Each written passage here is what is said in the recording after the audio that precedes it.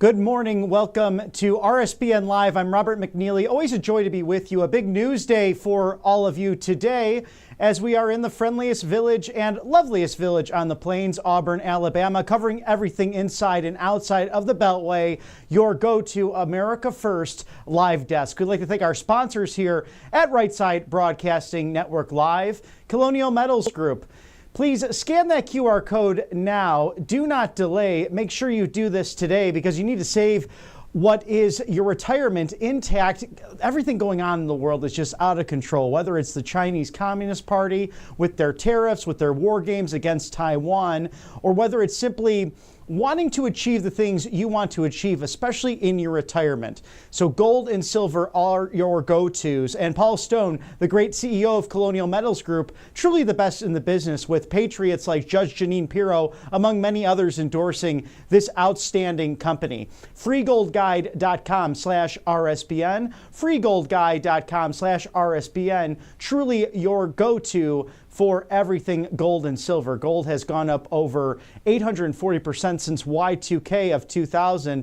Of course, up over 7,000% since the Nixon administration went off of the gold standard back in 1971. freegoldguide.com/RSBN. Thank you to Colonial Metals Group, the best in the business, for sponsoring us here at Right Side Broadcasting Network. And Angel Paste. Experience the miracle today from a Christian-based company who hires veterans just outside of Spring, Texas. This is right along the Gulf of America. They have great options, whether it's the Immunity Orange vitamin C infused cream that is good for your body. Also, the facial spray. They have a natural mosquito repellent, as well as their original Miracle Cream, vitamin B infused, non-GMO, no chemicals. So rest assured what you're putting on your skin is good for your body to absorb. So many of these other places, you just don't know exactly what that is, or you look at the bottle, what does this mean? What's all this red dye, this blue dye, number 310, whatever number it might be? You know that it's not good for you and it's not part of the MAHA agenda. So experience the miracle today, angelpaste.com. Do not delay. Get yours today. You saw me on the network very recently. I tried this out for my dry hands. It works. So experience the miracle today, angelpaste.com. Thank you for sponsoring us here at Right Side Broadcasting Network Live.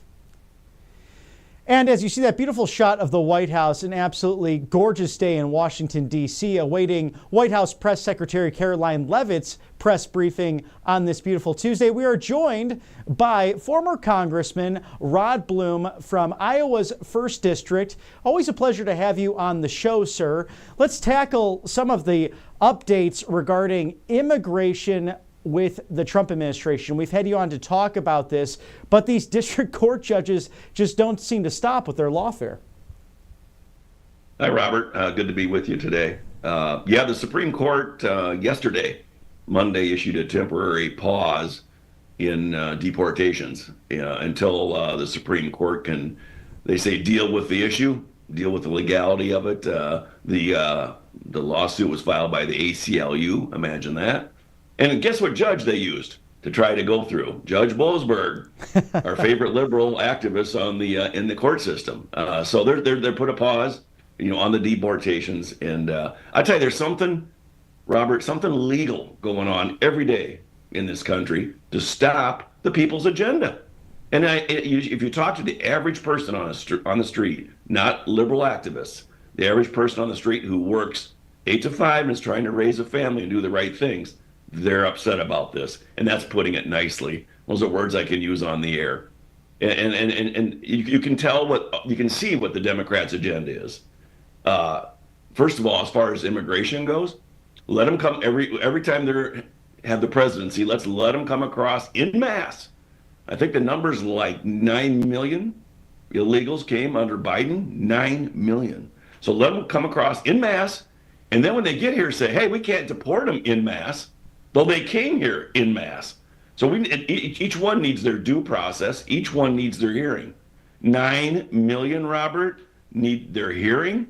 If you run the numbers, I believe our court system can handle 350,000 illegal alien hearings a year. Run the numbers out. It's 28 years. So they know what they're doing. They're doing this on purpose. They're flooding our judicial system with illegal aliens, knowing that their hearing dates are never going to come up. And then when they do come up, they're going to say, hey, I've lived in the U.S. for 12 years. I've got 4 children here. They're in elementary grade school. You really can't deport me. I've got a job. And that's their strategy. Now, are they that kind, Robert? Do they have that much more compassion than Republicans do, Democrats? Why are they doing this? And everyone I talked to, the common guy in the street said, well, it's pretty obvious, Rod. It's for votes. They want to legalize them eventually and make them able to vote in national elections. And when I was in Congress, we did surveys of illegal aliens. And I think the number was 85 to 90% of them said they would, if they had the opportunity, they would vote Democrat.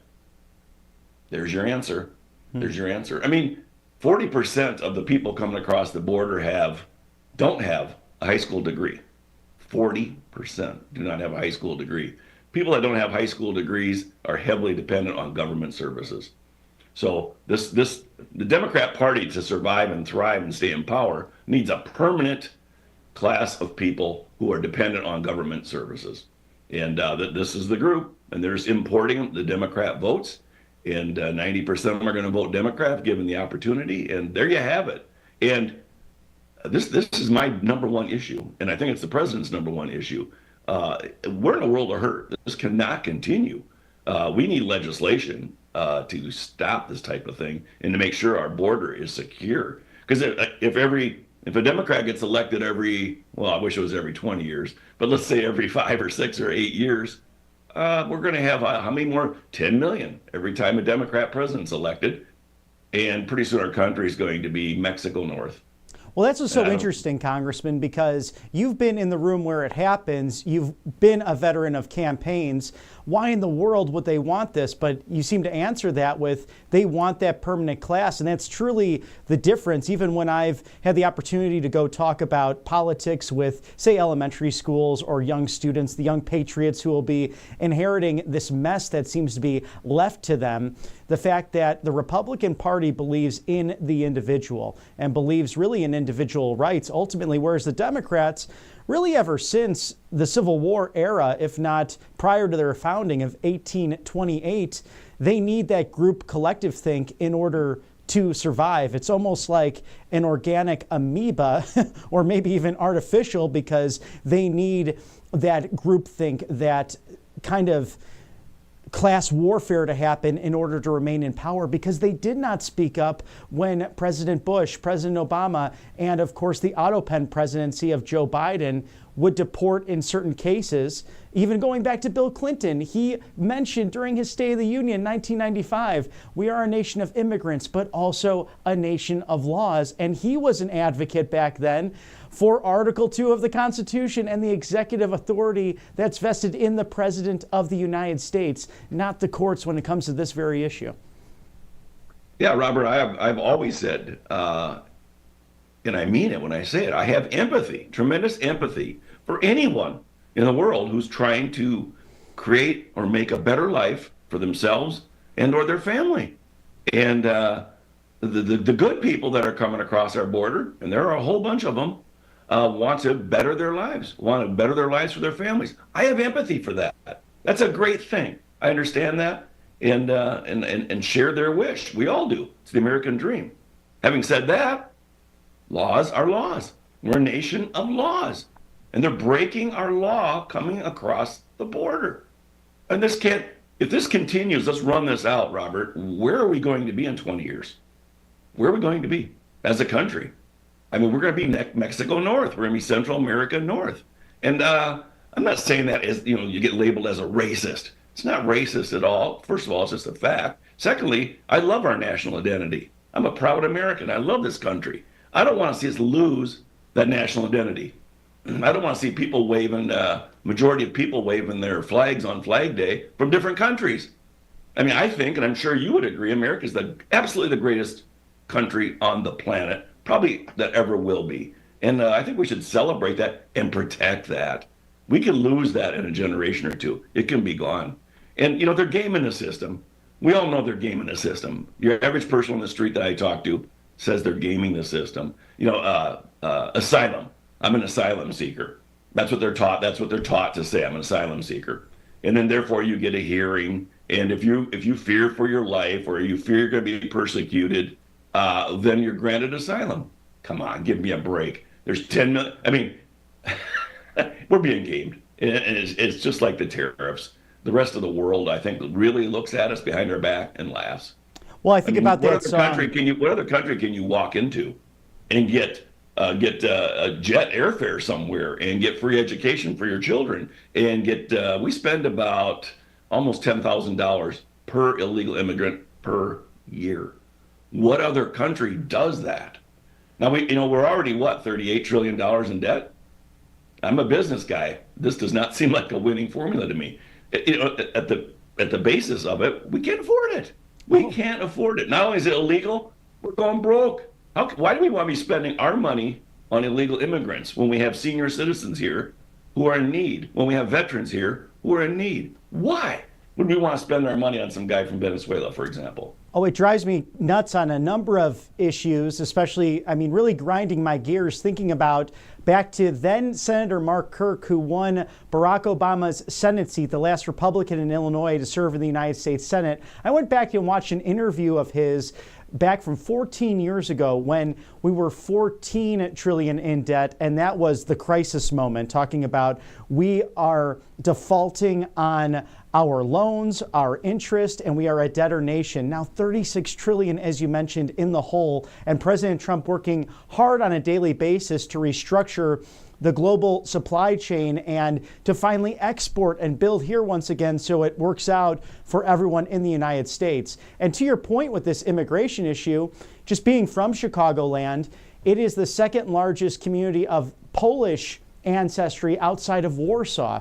And my friends in Eastern European countries like Belarus, like Poland, even Ukraine and some in Russia can't seek that very asylum that some take advantage of because they've now been put to the back of the line thanks to Otto Penn and his administration and everything happening there because of that terrible war between Russia and Ukraine. So there is blowback, if you will, like the CIA calls it, because you have these people that might have their Ukrainian flags out on the front lawn, but they don't realize perpetuating this war actually has harmful effects not only on the 1.5 million plus who have died and perished from that, but those who truly cannot seek asylum because we've been overrun by this invasion at the southern border. Right. I have two daughter-in-laws, one from Paraguay and one from Bosnia. And they came here immigrants the right way, the legal way. And my daughter-in-law from Paraguay is still in the process. This is, I think, year 4 of probably a 7-year process to become a citizen. They are dead set against these people walking across the border and being treated like first-class citizens here. I always joke to them. I always say to Baylin, "Hey, we'll take you down to Tijuana, walk across the border, and you're good to go." I mean, it's so wrong. And this deficit. What is concerning to me is, and this is on both sides of the aisle, during the campaigns, I never hear anybody talk about the debt and the deficit, ever. And that's very concerning to me. It's probably our biggest, we talk about China being an existential threat. No, I think our debt and deficit is the existential threat. It can't continue. This cannot continue. You can't keep printing money like this. Who pays for this? First of all, interest rates raised. They're higher than they probably should be because the public sector, the government's crowding out the private sector in the bond markets, out there buying debt. They're selling debt too. So interest rates are forced to go up. And who ends up paying for that? Well, companies pass on their costs to the consumers. So our consumers in this country, through inflation, end up paying for somebody's going to pay for government spending. Milton Friedman always said this. One of two ways it gets paid for, either in higher taxes, and if we don't raise taxes, then it gets paid for with inflation. And inflation is probably the cruelest tax of all. It's on our senior citizens, just like the rest of us. Only they're on fixed incomes. They can't afford it. So President Trump, it maddens me when I hear, oh my God, things are so uncertain right now, and it's negative news every day. He is tackling very difficult issues. That's what we elected him to do. I don't think a career politician would take it on. I mean, he's a businessman. I think that's why he has the intestinal fortitude to tackle these issues. And they're tough issues. Trying to deport 20 million illegal aliens, tough issue. Trying to get inflation and spending under control and our debt and deficit, tough issue. And on down the line, these are not easy issues. Harvard, these colleges that what are getting $2 billion a year of our tax dollars, I've got a good friend who owns a small construction company. He builds homes. He has a high school degree. He probably works 60 to 70 hours a week. And I was talking to him at lunch last week, and he said, why are my tax dollars, Rod, going to Harvard, who has a $53 billion, that's with a B, Robert, $53 billion endowment? And I said, Dan, that's a great question. That's a great question. And let me tell you, there's a lot more Dans out there. That's exactly the way middle America thinks. That's exactly the way working America thinks. Why are their tax dollars going to places like Harvard, who have $53 billion in their bank account? Makes no sense to me. And they've been proven to actually, in court, that they've discriminated against certain students, over the course of the years. Do you think that their case against the Trump administration will actually have legs and standing in a situation like that? You're correct. They have discriminated on admissions, particular classes of students, because they're into the DEI thing. So they want to admit fewer white students, fewer Asian students, who are probably the best students, quite frankly, in the world. I wish Americans were, but Asians are. So they admit fewer of those and more of other races. Yeah, isn't that classic discrimination? And I think their lawsuit, I'm not a lawyer, thank God. I always said I have no problem against lawyers as long as they're back in their coffins by daybreak. I don't think it's got any merit. Where does a college or university or any institution have the legal right to taxpayer money? Now, if this is money that that's been apportioned through Congress for this year, and somehow it was held back and we can't do that legally, maybe they got a case for this year. But they don't have any right to the taxpayers' money. I don't know under what law would that be. I don't have a clue. So I just think it's bloviating and trying to intimidate the president. But I have news for them: they don't know the president, because President Trump cannot be intimidated. And tell us the story you actually shared with me when we were meeting at one point, that this guy goes literally 24/7. Again, you've been in the room where it happens, where you received a call, you were working on a bill, and President Trump and his staff said, you got to get over to the Oval Office like right now, just grab your driver, come on by, because we got to talk about this. It was like 10:30 at night or something like that. Yeah, it was 10:30 at night. And I was enjoying a glass of wine in my apartment in Washington, D.C. And I look at my cell phone, and of course it says restricted. Okay, you take that call. Right. And then the White House operator said, please hold for your favorite president. He and Ronald Reagan are my favorite presidents. And the president came on the line, and this was during the health care bill. We're trying to repeal and replace Obamacare with something better. And we were trying to bring down the cost of healthcare premiums for the average working American, who's often forgot about in the whole discussion. And I was whipping a no on that bill passage because I thought we could be doing more for working Americans that get their health care through their employers. And of course, the president, he didn't appreciate me whipping no. So he calls at 10:30 and it's like, can you come over?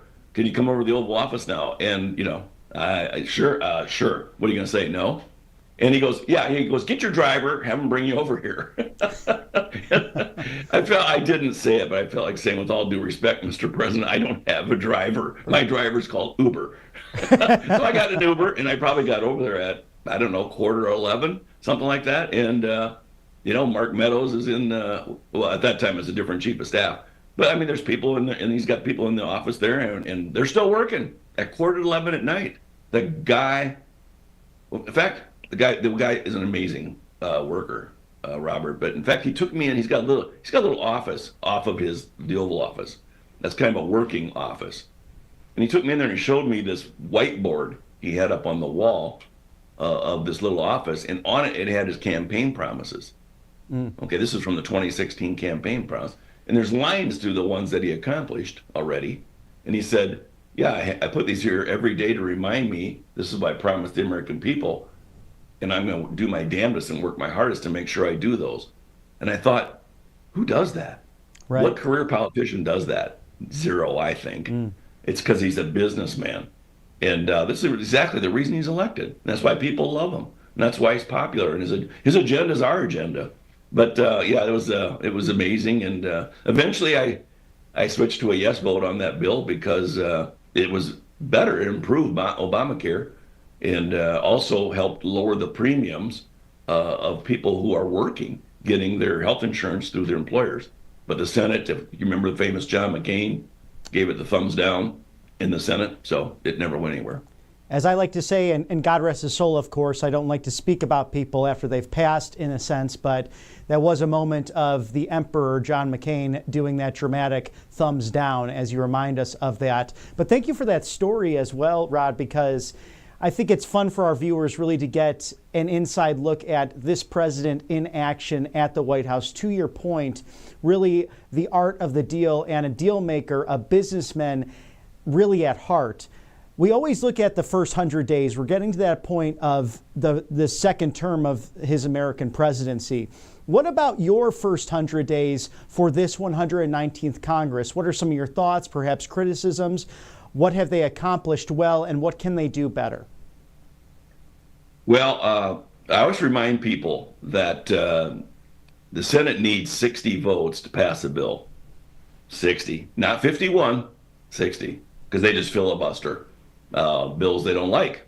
Now, both sides do it. Both sides do it, and I don't know if I like it or not. I don't think I like it. I think I like the simple majority like we have in the House of Representatives. And so you'd think like, hey, we got a Republican-controlled Senate and Republican-controlled House and Republican. Why are we not just passing bill after bill after bill? Well, it's because, a lot of these bills, the Senate Minority Leader Schumer says they're not going to pass. We're going to filibuster it. We're going to filibuster it. We're going to filibuster it. I think we should be running them up the flagpole past them in the House, putting them onto the Senate, over to the Senate, and let them vote it down. Let them filibuster it, and then let's go public with that knowledge. So I think Congress has been. I wish Congress worked more. I even said that when I was there. It's like we have like a third of the year off, a third of the working days off. And it's like not just.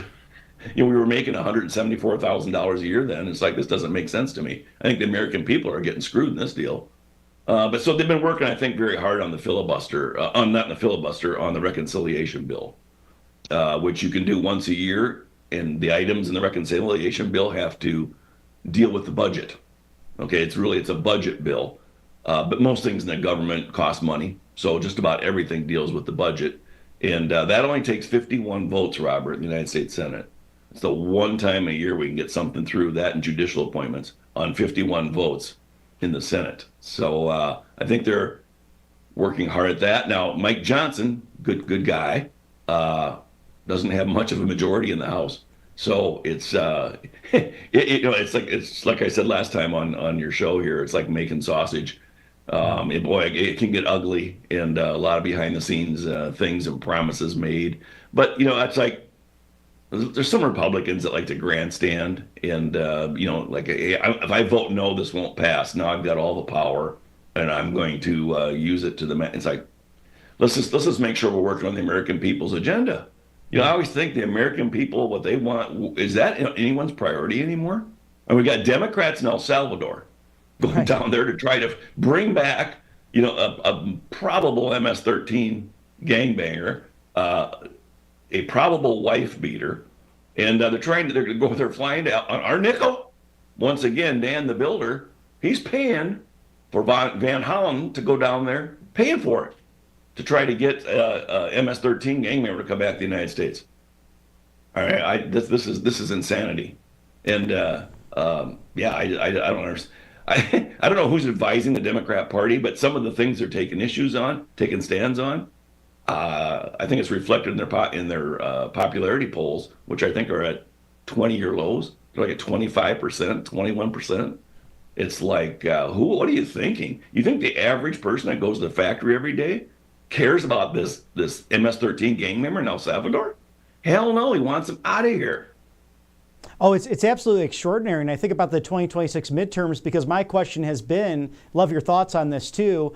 How will Republicans succeed without President Trump on the top of the ticket? Because even in states like Illinois that are deep blue, we saw more turnout because presidential years are more popular. But President Trump has clearly had a following with the MAGA movement. So how does that transcend in 2026? But also, as someone who has been in the room where it happens, how would you run these ads? Because again, these are 80-20 issues like you mentioned. If I was running for office in 2026, I'd have Patty Morin out on the campaign trail with me. I'd have the Riley family out there advocating to stop these violent gang members and terrorists in our country, as President Trump has so successfully done with Border Patrol and Tom Homan and Kristi Noem as well, a great cabinet and staff of law enforcement professionals to remove these people. But literally, you can use Senator Chris Van Hollen's visit to El Salvador on probably every Republican mailer and digital ad going into the next year of elections. Yeah, I wish I knew exactly how they were going to go. I'd say two things there. You're correct on the 80-20, I think you said, Robert.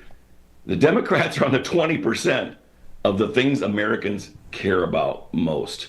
And Republicans are on this, 60, 70, 80% of those issues. That's a great place to be coming into the midterms. Now, the Democrats in every district are going to say like, well, I wasn't supportive of that. I wasn't supportive. They'll say and do anything to get reelected. Let's face it. There's so little people with spines these days in Congress. That's why personally why I'm for term limits, but that's another discussion, another day. But the second part of that, so it's good to be on the 80% of these issues nationwide. That speaks well, or looks good for Republicans so far. Secondly, and it's a great point you bring up, Robert, is Trump voters. Do Trump voters, when Trump's not on the ticket, vote for Republicans? I was up for my second reelection in 2018. Trump was elected in 2016, and we got routed. The Republican, we didn't, I lost. But Republicans, we lost the House, and 2 years after Trump took office. So I always look at it like it wasn't necessarily a vote against me; it was a vote against President Trump. And how do we? I think the key for the Republican Party is how do we keep the Trump voter voting Republican? Because I would go. I went to most all of his rallies and spoke at him in Iowa for the caucuses, and I look in the crowd, and I know a lot of people in Iowa. I look in the crowd, I didn't see a single person, Robert, I knew. And you can't judge a book by its cover, but a lot of people there look like they were factory workers, look like they were blue collar, which is fantastic. I love that. And it's like he brought all those people to the MAGA movement. And so there's so many people there that are not traditional Republicans. Now, the $64,000 question is, does that translate to your House of Representatives or your senators' vote in 2016? And I think that is the challenge, is to get those Trump voters out to the polls and to vote. And we'll see. In 2018, it did not happen. And myself, and I think, I don't know, it was a record rout. I think 30 or 40 of us Republicans lost our seat in the House during that midterm election. So I've been through it. I saw it. And, in Iowa, which Trump's carried twice now, that Trump vote did not necessarily translate in my district in Iowa. So great question. And I think that is the challenge for the Republican Party coming up here in a year. Former Congressman Rod Blum from the 1st District of Iowa, thank you, sir, for your great insight and for sharing your thoughts on what's happened in the first 100 days of this administration and everything inside and outside of Washington. Please come back again soon. Will do. Thank you, Robert. All the best. And that's what we're proud to bring you here at Right Side Broadcasting Network Live. Those exclusive live desk interviews and really in-depth analysis of everything happening America first. Thank you to our sponsors here at Right Side Broadcasting Network Live, Tax Network. tnusa.com/RSBN. Settle those back taxes now and protect yourself from the IRS. Do not delay. Call today. Although, of course, tax day was just a week ago, you can always solve problems with these incoming taxes or for those that are on the horizon just next year. 800-357-1415. 800-357-1415. That's Tax Network USA. Protect yourself from the IRS. Settle your back taxes now. tnusa.com/RSBN. Thank you for sponsoring us. And of course, the best place to bet and trade all different questions like, will a recession happen this year? Do that right now. Scan that QR code for kalshi.com/RSBN. That's KALSHI.com/RSBN. Trade on the most important events that matter to you, whether it's politics, culture, or sports, and everything in between. Kalshi.com/RSBN. And Colonial Metals Group. Paul Stone and his team really are heeding the warning of Warren Buffett, among other billionaires and millionaires in this country, putting their money into the stock market, into tangible gold and silver. So whether it's properties, assets, a 401k, or IRA, scan that QR code now to shield your savings today with gold and silver. freegoldguide.com/RSBN. Yes, that is freegoldguide.com/RSBN. Make sure that you get on that as soon as possible because you got to protect what you've worked hard for, especially in retirement, and especially if you're going to send one of your young patriots to a great university like the one behind me. Of course, Auburn University. So, Colonial Metals Group, the best in the business. Thank you for sponsoring us here at Right Side Broadcasting Network Live. Again, a beautiful live shot of the White House. Beautiful emerald green today, where White House Press Secretary Karoline Leavitt will be giving a briefing to the American people. And we are joined now by RSBN correspondent Ashley Brassfield. Always good to see you, Ashley. And let's talk about, we're getting close to that 100-day mark with the Trump administration. We have tariff battles going on. It seemed to zero in on China. What have been your biggest things that you think are successes for this administration? And what could be worked on, whether it's with Congress or in an executive order fashion, in order to continue making America great again? Well, good morning, Bobby. I'm happy to be with you. And yes, we're getting close to those 100 days, and it's been go, go, go, and as many call it, Trump time. Well, I think one of the biggest accomplishments that we've seen so far is the art of the deal in the making, like you stated, with those tariffs that are happening across the board and the negotiations that are happening. That's what President Trump does best. And I think what this administration does best, really. And I think some of the things that can be worked on is, I know you were just talking with former Congressman Rod Bloom, and he was stating that, what was going on with this deportation thing in El Salvador, not giving Democrats the bait to continue to say that this administration continues to make mistakes when the border really was the thing that the president really wanted to be solid on, and getting those violent illegal aliens and criminals out of the country. But at the same time, you saw with these 4 congressional Democrats going down to El Salvador, I think the best thing is to let them keep talking and making fools out of themselves. We actually saw Congressman Maxwell Frost from Orlando, Florida, go on the Will Cain show and say that his constituents and those in the same boat as Abrego Garcia would like to see him talk about this issue. But the reality is, what is a constituent? Well, that's the people that vote for him. And frankly, illegal aliens are not allowed to vote, Bobby. So, continue to let the Democrats make, the mistakes they need to make, but also keep it cleaned up on the side of the administration, of course.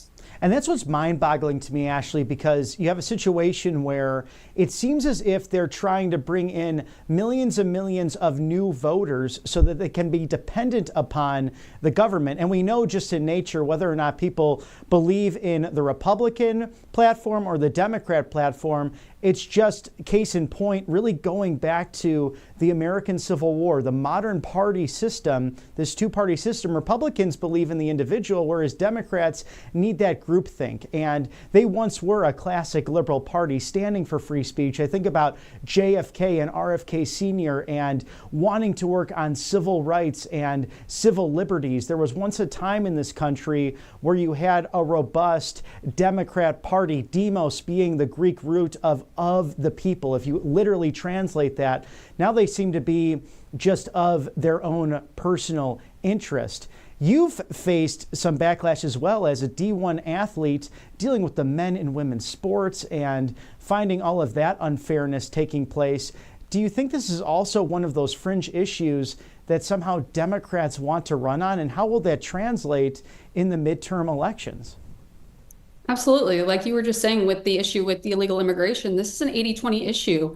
Most Americans do not agree with that. Same with women in sports. And like you said, you're totally obstructing women's rights basically infringing on Title IX federal law, just like what's happening even at Harvard with many of the lawsuits taking place there as well with diversity, equity, inclusion. And you're basically making the majority bow down to the minority in a lot of these scenarios in the name of quote unquote fairness. And it's really astronomical what the Democrats continue to side with. In many of these cases, it's not winning issues. And we even saw, especially with Gavin Newsom, actually, who's, I would say, with molds to whatever belief system really will win him an election in reality. I think that many of these Democrats are speaking out about, their peers that are taking and running with these issues that really are not going to translate when it comes to these elections coming 2026. And I think if Republicans continue to keep that clean slate, that they have a winning, they'll have a winning tenor in the next probably going on 10 years. Yeah, it's really a situation I look back to almost the Hoover Republicans. When you look back at what took place with all of that, you had 20 years of Democrats really dominating on a national scale, whether it be the White House or Congress.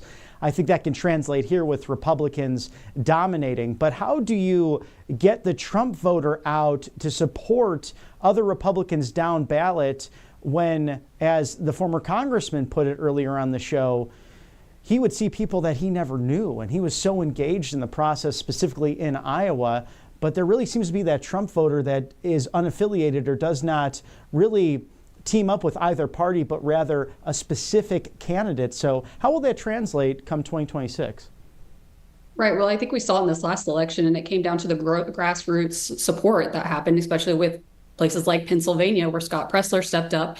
And we even see him speaking out now where he wants to really turn New Jersey even. But I think it really starts at that local level. And it's not the same as the 2024 election. Donald Trump is no longer on the ballot. So picking the candidates that can portray the message, just like Donald Trump does so well, is, I think, crucial. We saw this even in Georgia, I think, the last few years, where we saw people like Kelly Loeffler that were unsuccessful in those races. And we had candidates like Raphael Warnock and John Ossoff. Well, John Ossoff now is siding with, keeping transgender athletes in women's sports. So picking those issues and showing to the masses that these people are not as moderate as they seem, those voting records, and having a compelling message of what agenda they're willing to put forth, like President Trump did so successfully in this election, I think is just, the solution to a lot of the problems that Republicans have faced in the last few years and continue to keep that majority in Congress.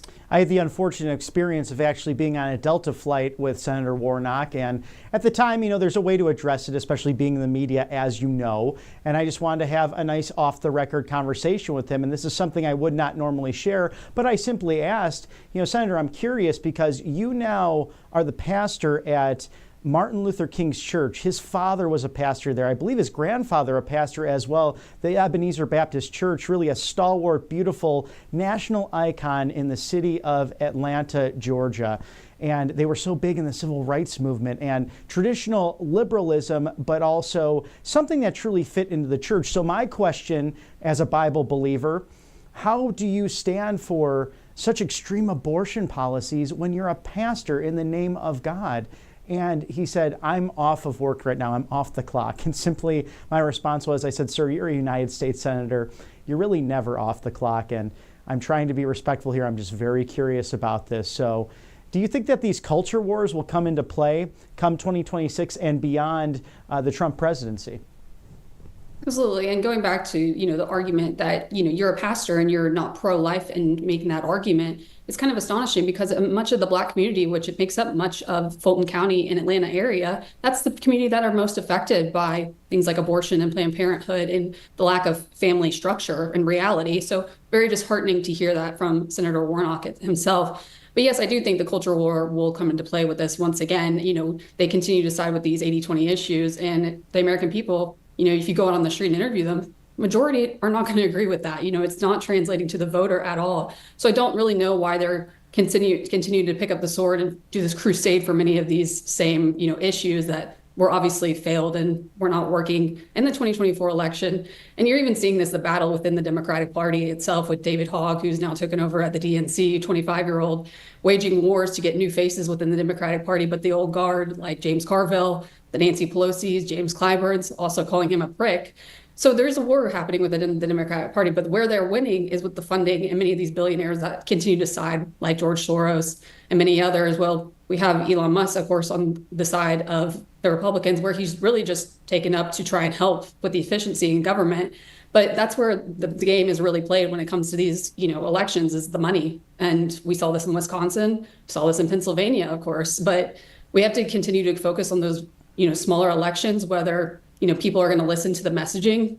That's, up to the American people at that point. So keeping those that will listen well informed is where the Republicans really should keep their focus. And that's what I'm most looking forward to, because brilliant points with the fundraising aspect of running for office. It's expensive. And somehow these magicians and wizards that end up in Congress on both sides end up making millions and millions of dollars somehow with insider trades and stock options, something I think and hope that Elon Musk and Doge will get to the bottom of before his special government employee term runs out at that 130-day mark. Now, let's go back to Harvard. Do you think, and especially given your experience as a D1 athlete, that schools that are private should be publicly funded like this? I'm just amazed that their college president would take such a hardline view and take this to court against President Trump and his administration when they have a $53 billion endowment and they're fighting over roughly $2 billion. Meanwhile, it's been found in federal court that they've violated people's civil rights when it comes to the admission process. I'm just amazed by the route that Harvard has taken, and it seems to be something that will make them very unpopular in the long run. Right. Well, Harvard has a losing record, just like the Democrats, with this issue. We saw with the admissions of not allowing Asian students into Harvard as discriminatory in a case, I think, just 2 years ago that's happened. That's just a loss for Harvard in itself. But now they're bringing a First Amendment lawsuit against the government and the administration specifically. But the real issue here is, should the government be able to still fund things? They have the right to free speech, but does the government still should they be able to fund? And it's such a large amount. Like you were saying, they already have a $50 million endowment, or $50 billion, somewhere in between there, million or billion, and $9 billion in government funding already that's being questioned as to whether it should be pulled. And I'm pretty sure the administration has already pulled that by using the IRS. But we see this, continued war that, it's free speech. Well, you're a private university. You are allowed to say what you would like to say, but you are not entitled to government funding by the federal government if you are not bettering and using those funds in the appropriate means. So I think, funding many of these clubs, that's what they've, with anti-Semitic rhetoric and going against the Israeli government, if that's their prerogative, they can do so. But you're not entitled to those government funds as a private university. And the American people should not be shelling out their taxpayer dollars in order to do so, in my opinion. RSBN correspondent Ashley Brassfield, always lovely having you on the show and discussing the important issues of our time. We'll catch you back on RSBN very soon. Thank you for having me. And we are awaiting White House Press Secretary Karoline Leavitt as she is going to give a press briefing on this wonderful Easter Tuesday. God bless you. Happy Easter. Still go out and proclaim it, because it's the good news. We're in that Easter octave, and it's a joy and a hope to celebrate. As the great JP2 once said while he was in the pontificate, we are the Easter people. Alleluia is our song, and we're seeing the bright renewal of springtime, this lovely time of year with that emerald green out there on the White House. It's one of my favorite buildings. It's a museum, it's a residence, it's also a workplace, and it's where the 47th Commander-in-Chief is getting the job done for the American people. And you can learn all about this, especially those young patriots that you might have at home. As my niece likes to put it, I can't believe that pesky Easter rabbit found his way into the White House yesterday. So go and learn more about the courage of President Trump, the Kid's Guide to President Trump, and all things about this great nation. nearly 250 years young when it comes to civil rights, women's suffrage, and all of the iconic moments, good and bad, that have shaped this American experiment. FreeTrumpBook.com, brought to you exclusively by Ambassador Mike Huckabee. He had put the specific personal message of President Trump into the Western Wall, praying over it during this Passover and through Holy Week. A beautiful gift from the ambassador to you, the American people, to preserve this great experiment. And as I like to put it, these young patriots of ours, they are not the future of this country. They are the now. They are the present. And sometimes they're not learning about what has made this country great, or why President Trump, a businessman, came down that golden escalator with our illustrious, lovely, beautiful, intelligent First Lady in order to make America great again. You'll find out all of these answers at freetrumpbook.com. All you have to do is pay for shipping and handling. So a great deal for you as you look to maybe a birthday present, maybe an early stocking stuffer as you get ready for Christmas. I mean, it seems like time just flies by. So freetrumpbook.com, a great gift for those young patriots at home. Are you also struggling with maybe waking up in the morning and you're just groggy, you don't like coffee, you just need a way to hit that caffeine, but you also don't want those nasty, not Maha approved soft drinks? Well, we're introducing the next generation of energy drinks, brought to you by none other than Mr. Mike Lindell at mypillow.com/RSBN. The Rev 7, you can save up to 30% off of this new exclusive drink. You're not going to have that crash that you get from traditional energy drinks, or those nasty chemicals that get infused into all of those different ones out there on the market that make the rapid heartbeat go on, and it's gross. You feel tired by the time you hit the afternoon after the lunch hour. So support Mike Lindell and RSBN by shopping now. mypillow.com/RSBN. Save up to 30% on Rev 7. This is the next generation of energy drinks, and quite frankly, I think will be the most popular. So jump on that now. mypillow.com/RSBN. Thank you, Mike Lindell, for sponsoring us here at Right Side Broadcasting Network Live. And it is roughly 10 minutes or so until the 1 o'clock hour. Good afternoon if you are on the East Coast, and still a good morning to those in the rest of our beautiful nation. From coast to coast, sea to shining sea, this nation stands tough and proud. And President Trump having a great time yesterday at that Easter egg roll, if you caught any of that. Just the comedy that comes into it as well, with all of his laughs, his jokes, mentioning that, oh my goodness, remember the autopen presidency of Joe Biden? This Easter bunny won't get into Trump's way. And I just thought it was hysterical. The Easter bunny just gasping, oh wow, what a moment. They had a blast with all of those kids there, staffers having a wonderful time celebrating this Easter holiday. And President Trump mentioning, quite frankly, we will celebrate Jesus, we will celebrate the resurrection, we're going to celebrate religion in this great country once again. And what a relief that is. Just 1 year ago, back to that Transgender Day of Visibility. Nothing about discrimination nor hate towards mental illness. We're not about that. But why would you take something so divisive on a beautiful unifying day like the Resurrection Day of our Lord?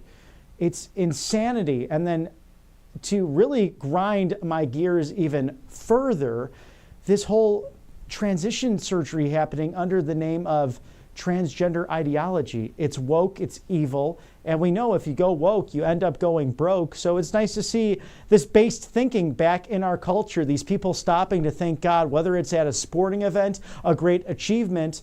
How many people in the last few months have said it's all about Jesus, including our president? So exciting to see that. So a lot of breaking news happening as we were discussing with the former Congressman Rod Bloom this hour, and of course our all-star RSBN correspondent Ashley Brassfield on a number of different topics, whether it's Harvard suing the Trump administration, or this continued lawfare coming from district judges trying to usurp the authority of the executive office of the President of the United States. Article 2 is very specific when it comes to where immigration policy lies, and it's with the executive.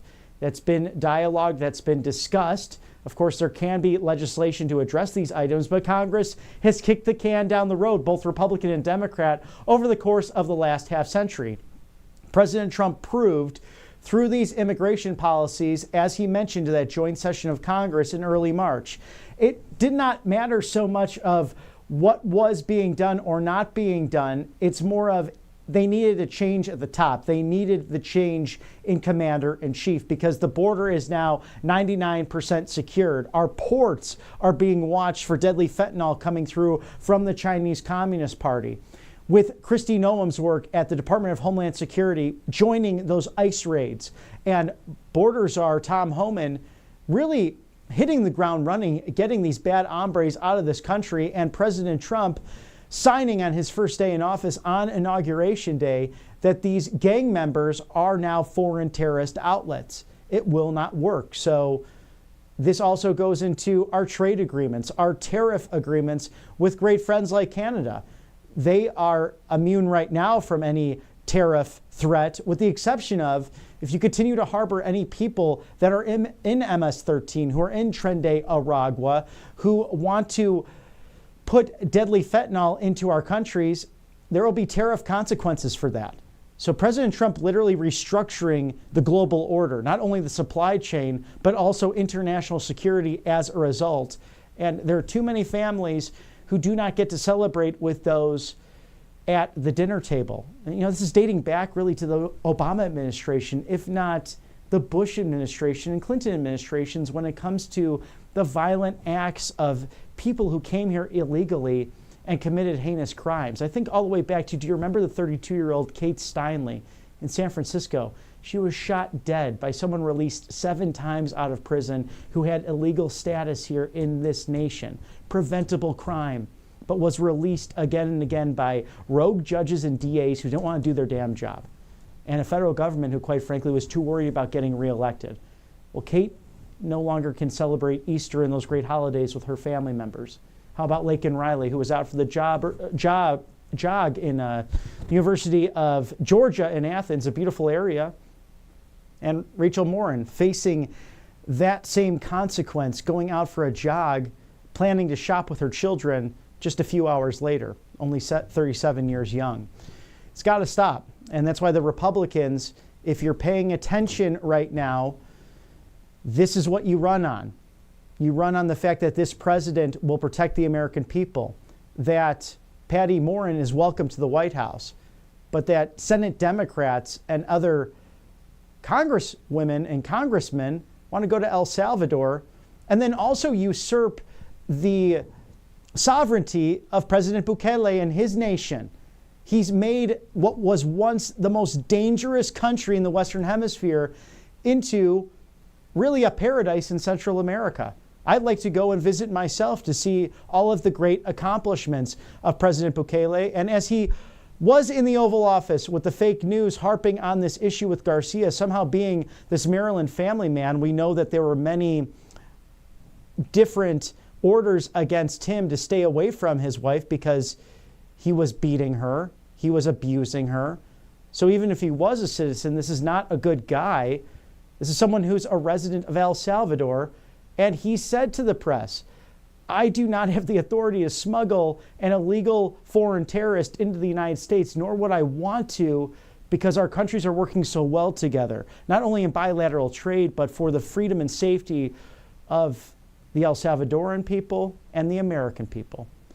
So the proof is in the pudding, quite frankly, and we here on the right side of history will talk about these issues, unlike the mainstream fake news, because we care about you, the great people in the United States. And as we await White House Press Secretary Karoline Leavitt to hold this press briefing on this beautiful Easter Tuesday, so much going on with geopolitical issues around the world. Secretary of State Marco Rubio meeting with his foreign counterpart from Qatar at the State Department today in bilateral discussions on a number of different issues when it comes to trade, when it comes to international terrorism, when it comes to Abraham Accords 2.0 and everything that will be taking place to really put Iran on the back ropes. Remember, there are great bilateral discussions happening between the United States and Iran right now. But President Trump has been clear, same with Secretary of State Marco Rubio, the Iranian government must never attain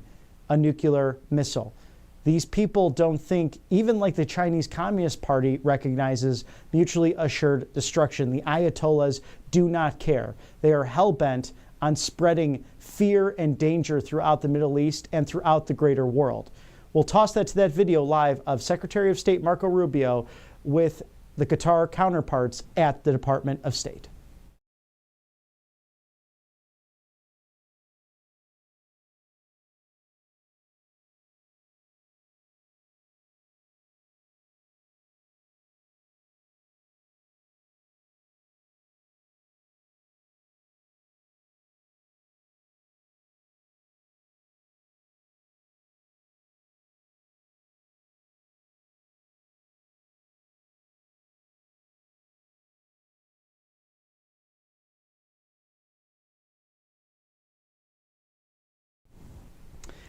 And our 72nd Secretary of State, Marco Rubio, truly the best in the modern era. This man has made it very clear. It's a simple agenda that the people working at the State Department will fulfill the mandate you brought to the federal government back on November 5th of last year.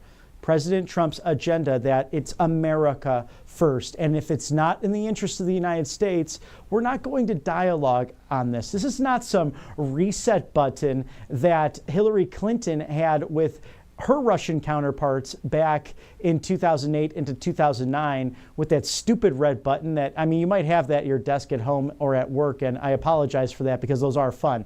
But it's ridiculous to watch someone like crooked Hillary Clinton say, here's the reset button, Russia, and then create this Russia, Russia, Russia hoax with Crossfire Hurricane and the fact that her campaign spied on Donald Trump and his team while they were at the Trump Tower running for office, because in their view, the globalists don't want a private citizen to rise to the highest office in the land, to become the leader of the free world and the president of the United States.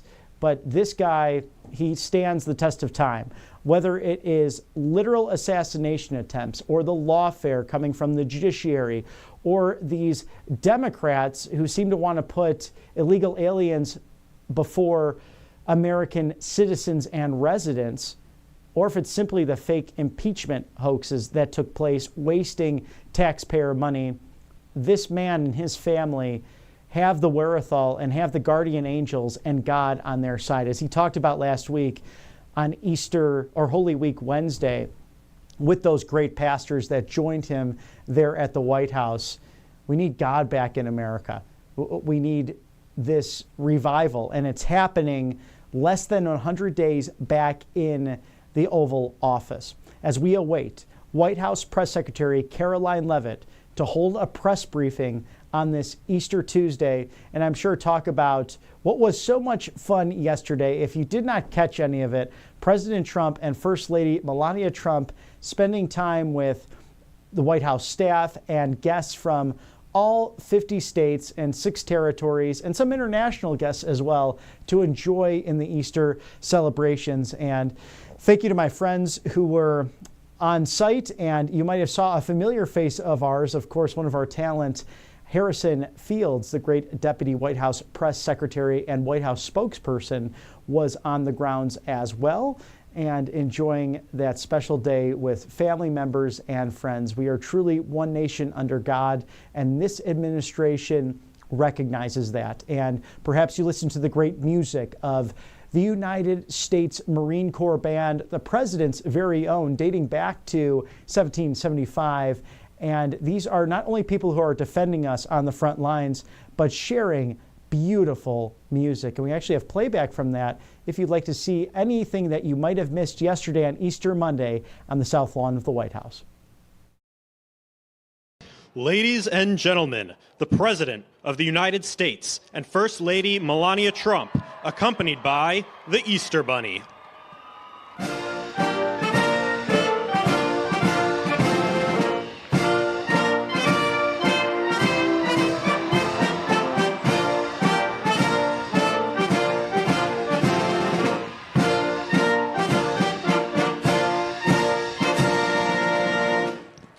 Master Gunnery Sergeant Kevin Benier, accompanied by the President's own United States Marine Band, will now honor America with the singing of our national anthem. Oh, say, can you see by the dawn's early light what so proudly we hailed at the twilight's last gleaming, whose broad stripes and bright stars through the perilous fight o'er the ramparts we watched were so gallantly streaming, and the rockets' red glare, the bombs bursting in air, gave proof through the night that our flag was still there. Oh, say does that star-spangled banner yet wave o'er the land of the free and the home of the brave?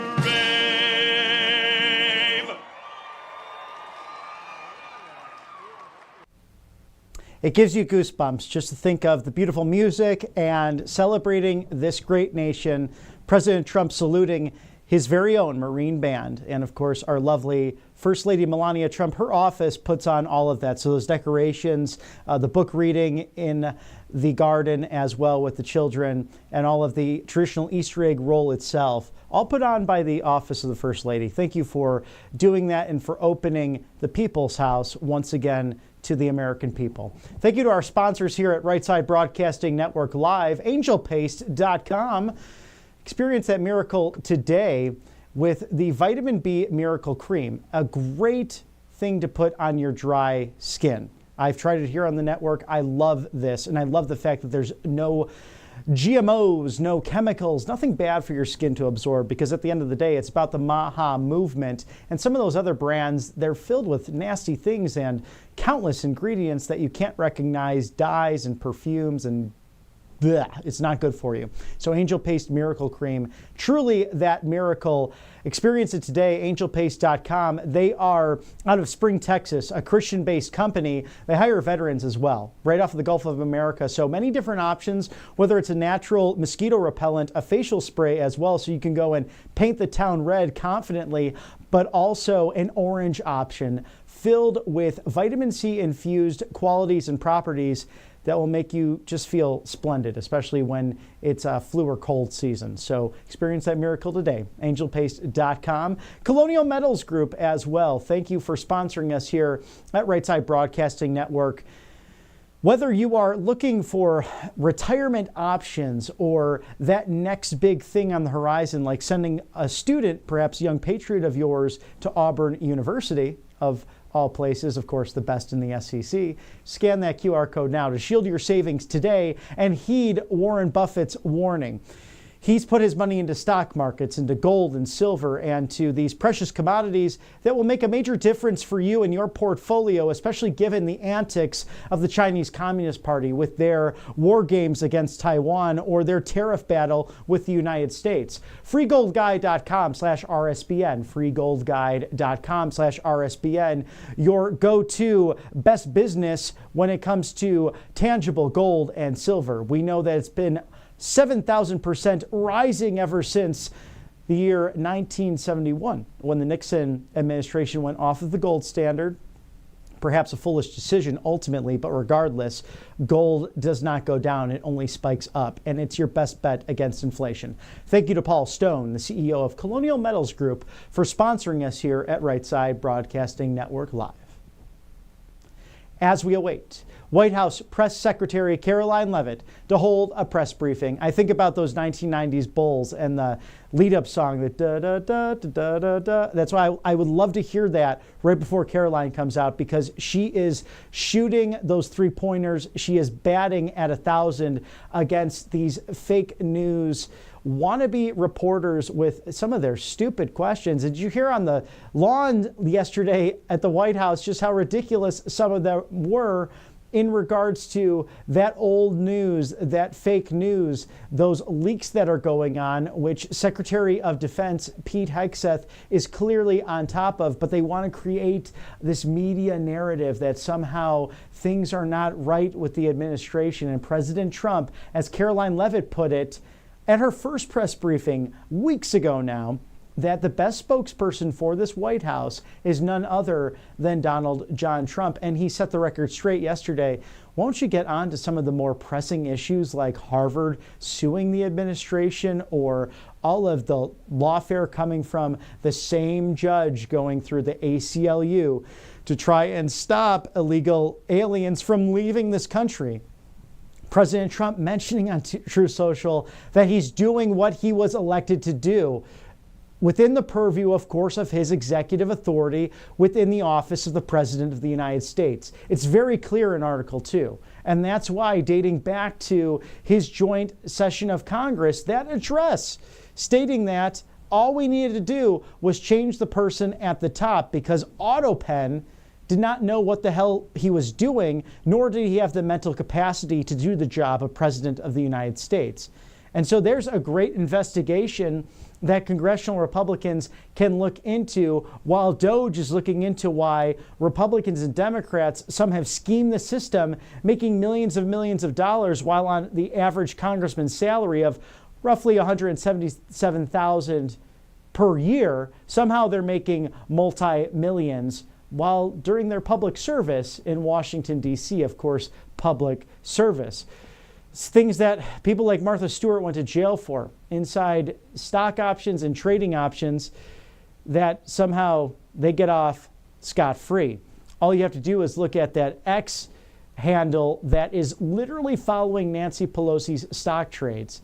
And that's why great warriors and patriots like former Congressman Matt Gaetz or Congresswoman Marjorie Taylor Greene, among others, really pointing out this hypocrisy happening on Capitol Hill. If you were to ask me, people complain at times that there's somehow this imperial presidency. I really believe it's more of the people who are on Capitol Hill for 30, 40 years claiming somehow that it's public service when they are truly taking care of themselves, their family members, con artists, kind of like the Biden family, who likes to share things on laptops and perhaps collude with foreign governments and talk about the payment going to the big guy, or maybe voicemails that talk about, I think you're in the clear. Who talks like that? Well, it seems to be far left Democrats and those globalists who simply want to make money and welcome people like the Chinese Communist Party into the fold while screwing the American worker. Well, it's ending. And we are in this golden era, this revival happening in the United States, not only on a religious level, welcoming those great pastors to the White House last week, but also a revival in the sense of, what are we going to do with the global supply chain? How will we restructure that? How will we build factories and manufacture again here in the United States, the greatest nation that's ever existed? President Trump reorganizing that on a daily basis, and as Congressman Rod Bloom said earlier on the program, working around the clock to make America great again. Thank you to our sponsors here at Right Side Broadcasting Network Live, Kalshi.com/RSBN. Questions like, will egg prices go up this month? Very simple things to bet and trade on, and it makes sense for you, the American people, fully legal, fully able to do those things online with Kalshi.com/RSBN. You could scan the QR code now and trade on the most important events, whether it be politics or culture or the sports and everything going on in this great nation of ours and around the world. And we know under the Trump administration, in the last couple of weeks, egg prices going down slightly. So a relief for those, especially at the grocery store. One of my favorite proteins to stock up on. But it's amazing what AutoPen Joe Biden left this great nation and our great 47th Commander-in-Chief to deal with, and he's doing it with a smile on his face. So make sure you get in on the action. Kalshi.com/RSBN, your great go-to for trading and bets Kalshi.com/RSBN. Thank you for sponsoring us. Also, taxnetworkusa.com, tnusa.com/RSBN specifically. Settle those back taxes today. Protect yourself from the IRS. Call today. Do not delay. Be prepared for the storms that might happen financially. 800-357-1415, 800-357-1415. Tax Network USA Incorporated. Protect yourself from the IRS. Settle those back taxes now. Visit tnusa.com/RSBN. Call 800-357-1415 for your go-to when it comes to everything back taxes and settling those in the year 2025. Thank you for sponsoring us here at Right Side Broadcasting Network Live. And there's a live shot of the James S. Brady briefing room, expecting White House Press Secretary Karoline Leavitt to hold a press briefing momentarily. With so much happening throughout the world and in our country, an exciting time to be an American. It's always a great blessing, other than having the title of Christian, being an American, my proudest title that I have thus far in life, because this is a nation of rule of law and natural order. These values being brought back to the White House ever since President Trump took that second inaugural oath on that bitter cold January day, the 20th of January of this year, under that ornate, beautiful Capitol Rotunda. And as much as I love the inauguration ceremonies being held on the West Portico, looking towards the sunset, as President Reagan wanted to look back at his golden state of California as he took that oath of office, how special was it that the Gipper and that the 45th and 47th Commander-in-Chief can together share 40 years apart their second inaugurals under that ornate Capitol Rotunda, with the beautiful painting of the father of our country, General George Washington, looking down upon them as they took that oath of office. A beautiful thing to reflect upon on this Easter Tuesday, as we are waiting White House Press Secretary Karoline Leavitt to hold a press briefing. I'm sure to talk on many of the major accomplishments and perhaps address what is going on in the world of politics. If you have not been paying attention, Harvard is quite upset that their $2 billion will not be given to them by the federal government. And why do they need that $2 billion? Why do they need tax money when they have a $53 billion endowment? And they claim that this is a free speech issue. They're funded privately. They can do and say whatever the hell they want, but it's not going to be on your backs. It's insane to think that an institution like Harvard wants to be publicly funded when they already have the amount of wealth that they have.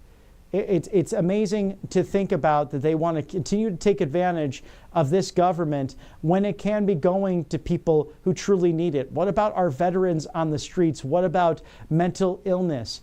What about those who actually need their Social Security and Medicare benefits? Well, Harvard doesn't care about that. They only care about their woke far left agenda. It's so sad that this once great Presbyterian institution, that thank God it still has crosses that are displayed on the campus. I'm sure that might change with their antics.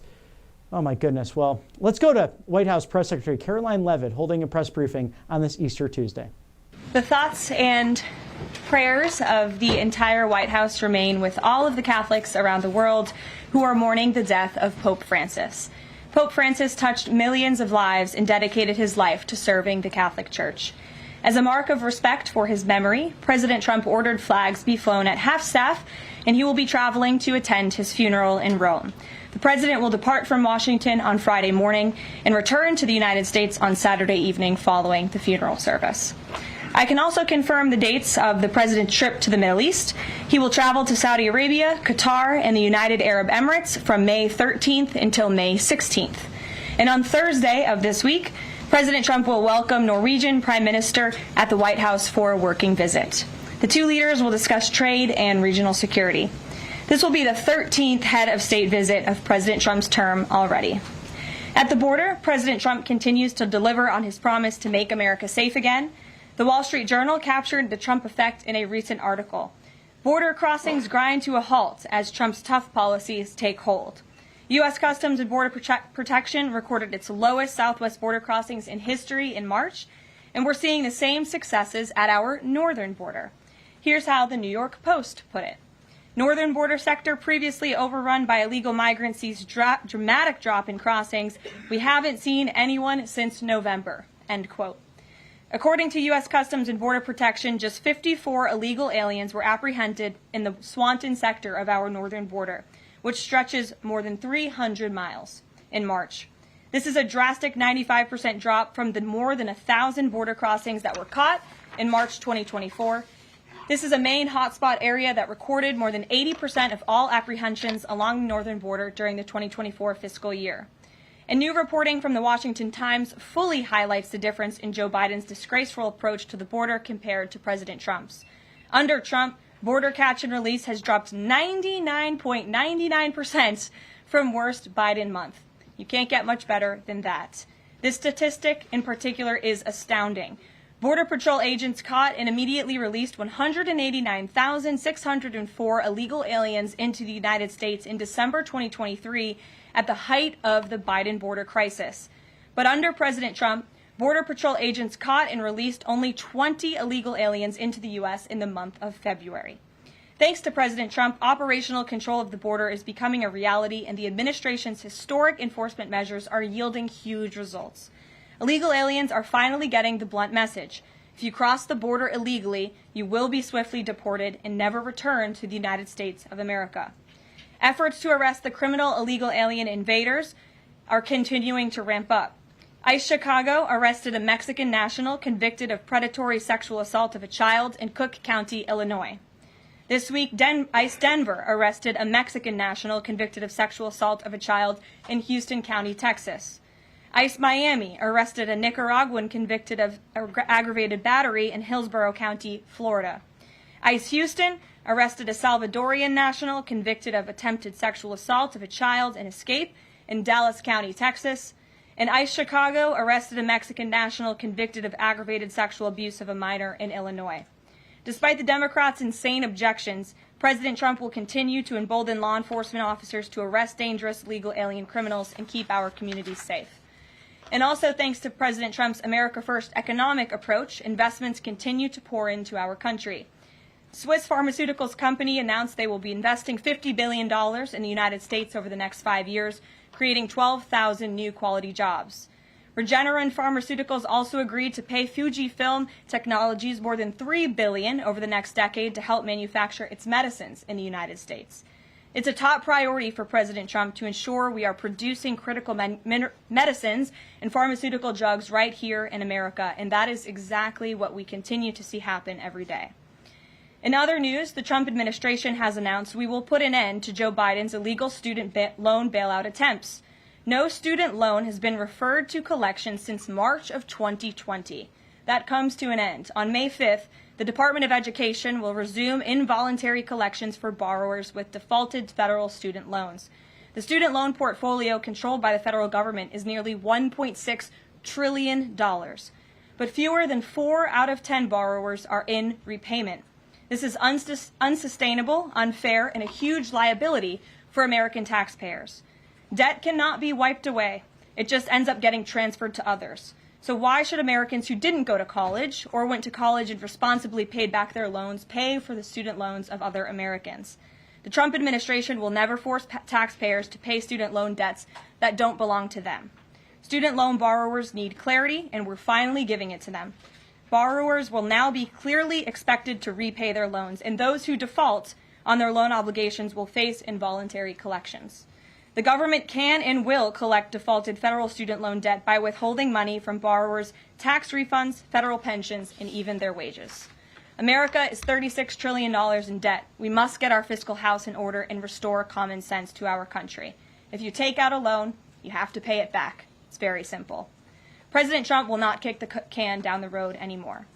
Before we open it up to questions today, I want to commend our pool photographer who is in the room with us today. ABC News photojournalist Melissa Young is retiring after 44 incredible years on the job, covering here at the White House.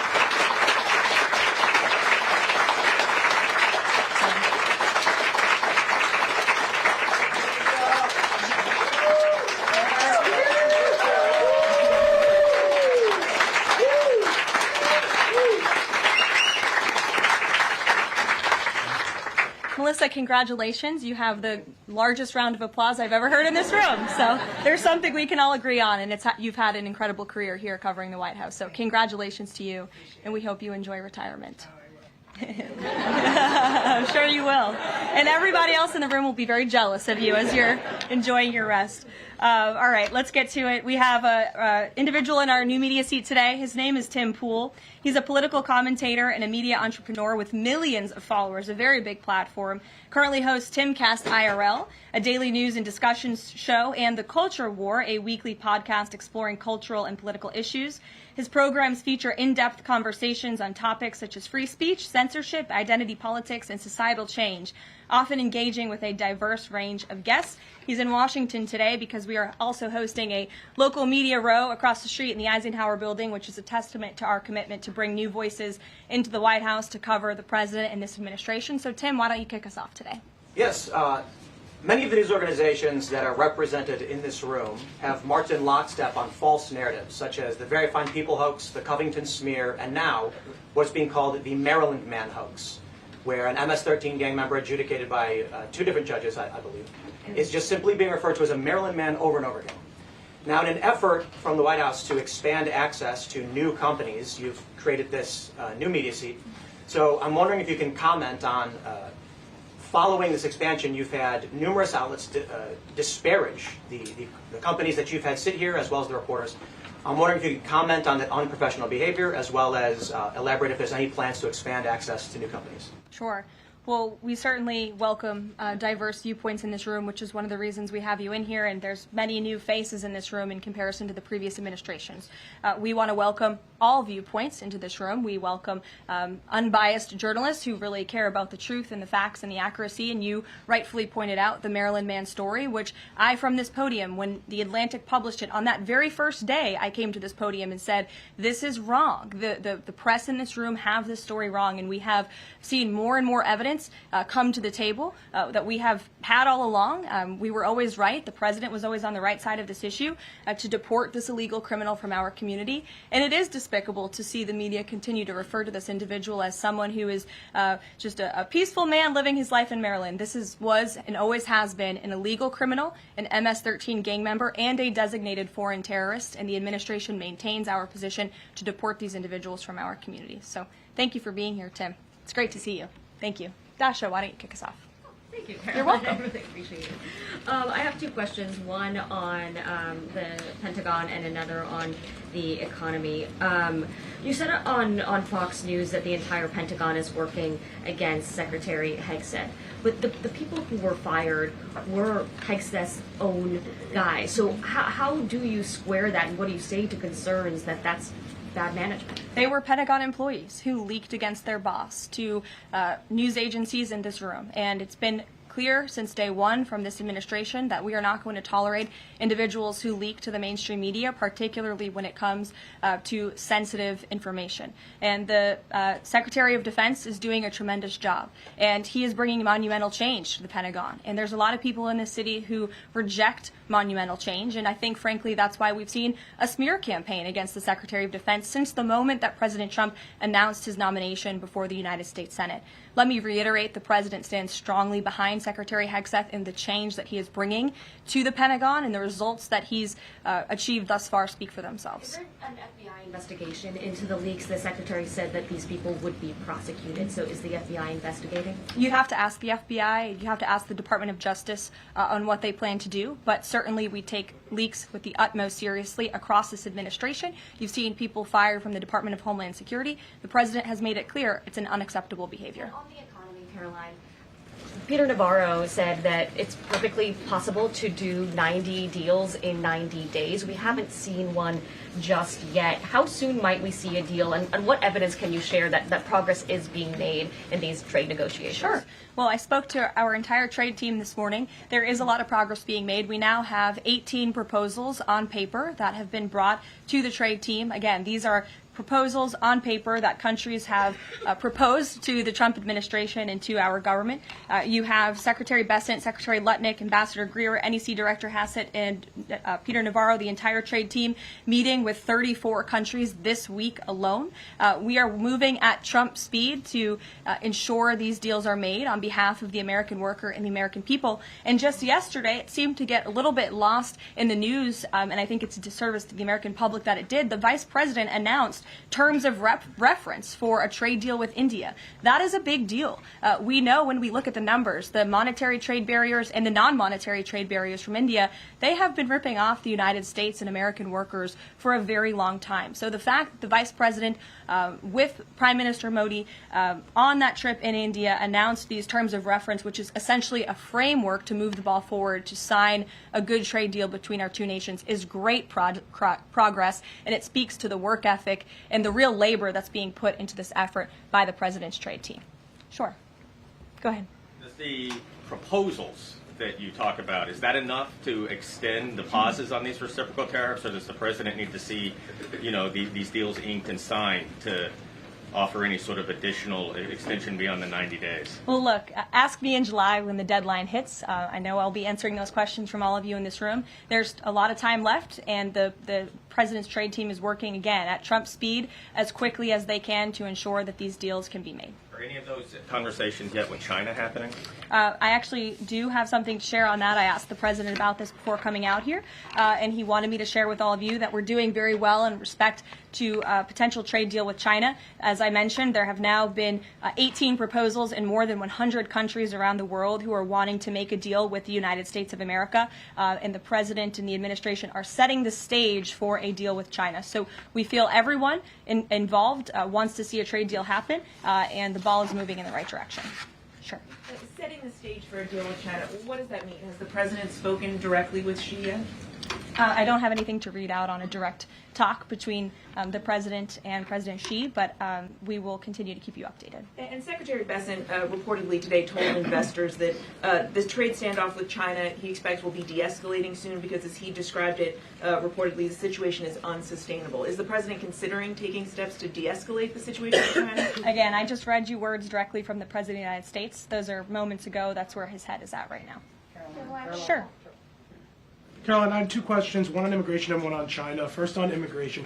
Roughly how many illegal immigrants and aliens do we have in our country, and how many does the administration plan on deporting? Sure. Well, you'd have to ask the Department of Homeland Security for a specific number, but we suspect it's definitely in the millions, perhaps upwards of 20 million people that were allowed into the country illegally by the previous administration. And the President and his team are focused on deporting as many as we possibly can, and they are moving as quickly as possible. The President's team has made it clear we need more funding from Congress to do more. We need more ICE agents out on the ground doing this very important work.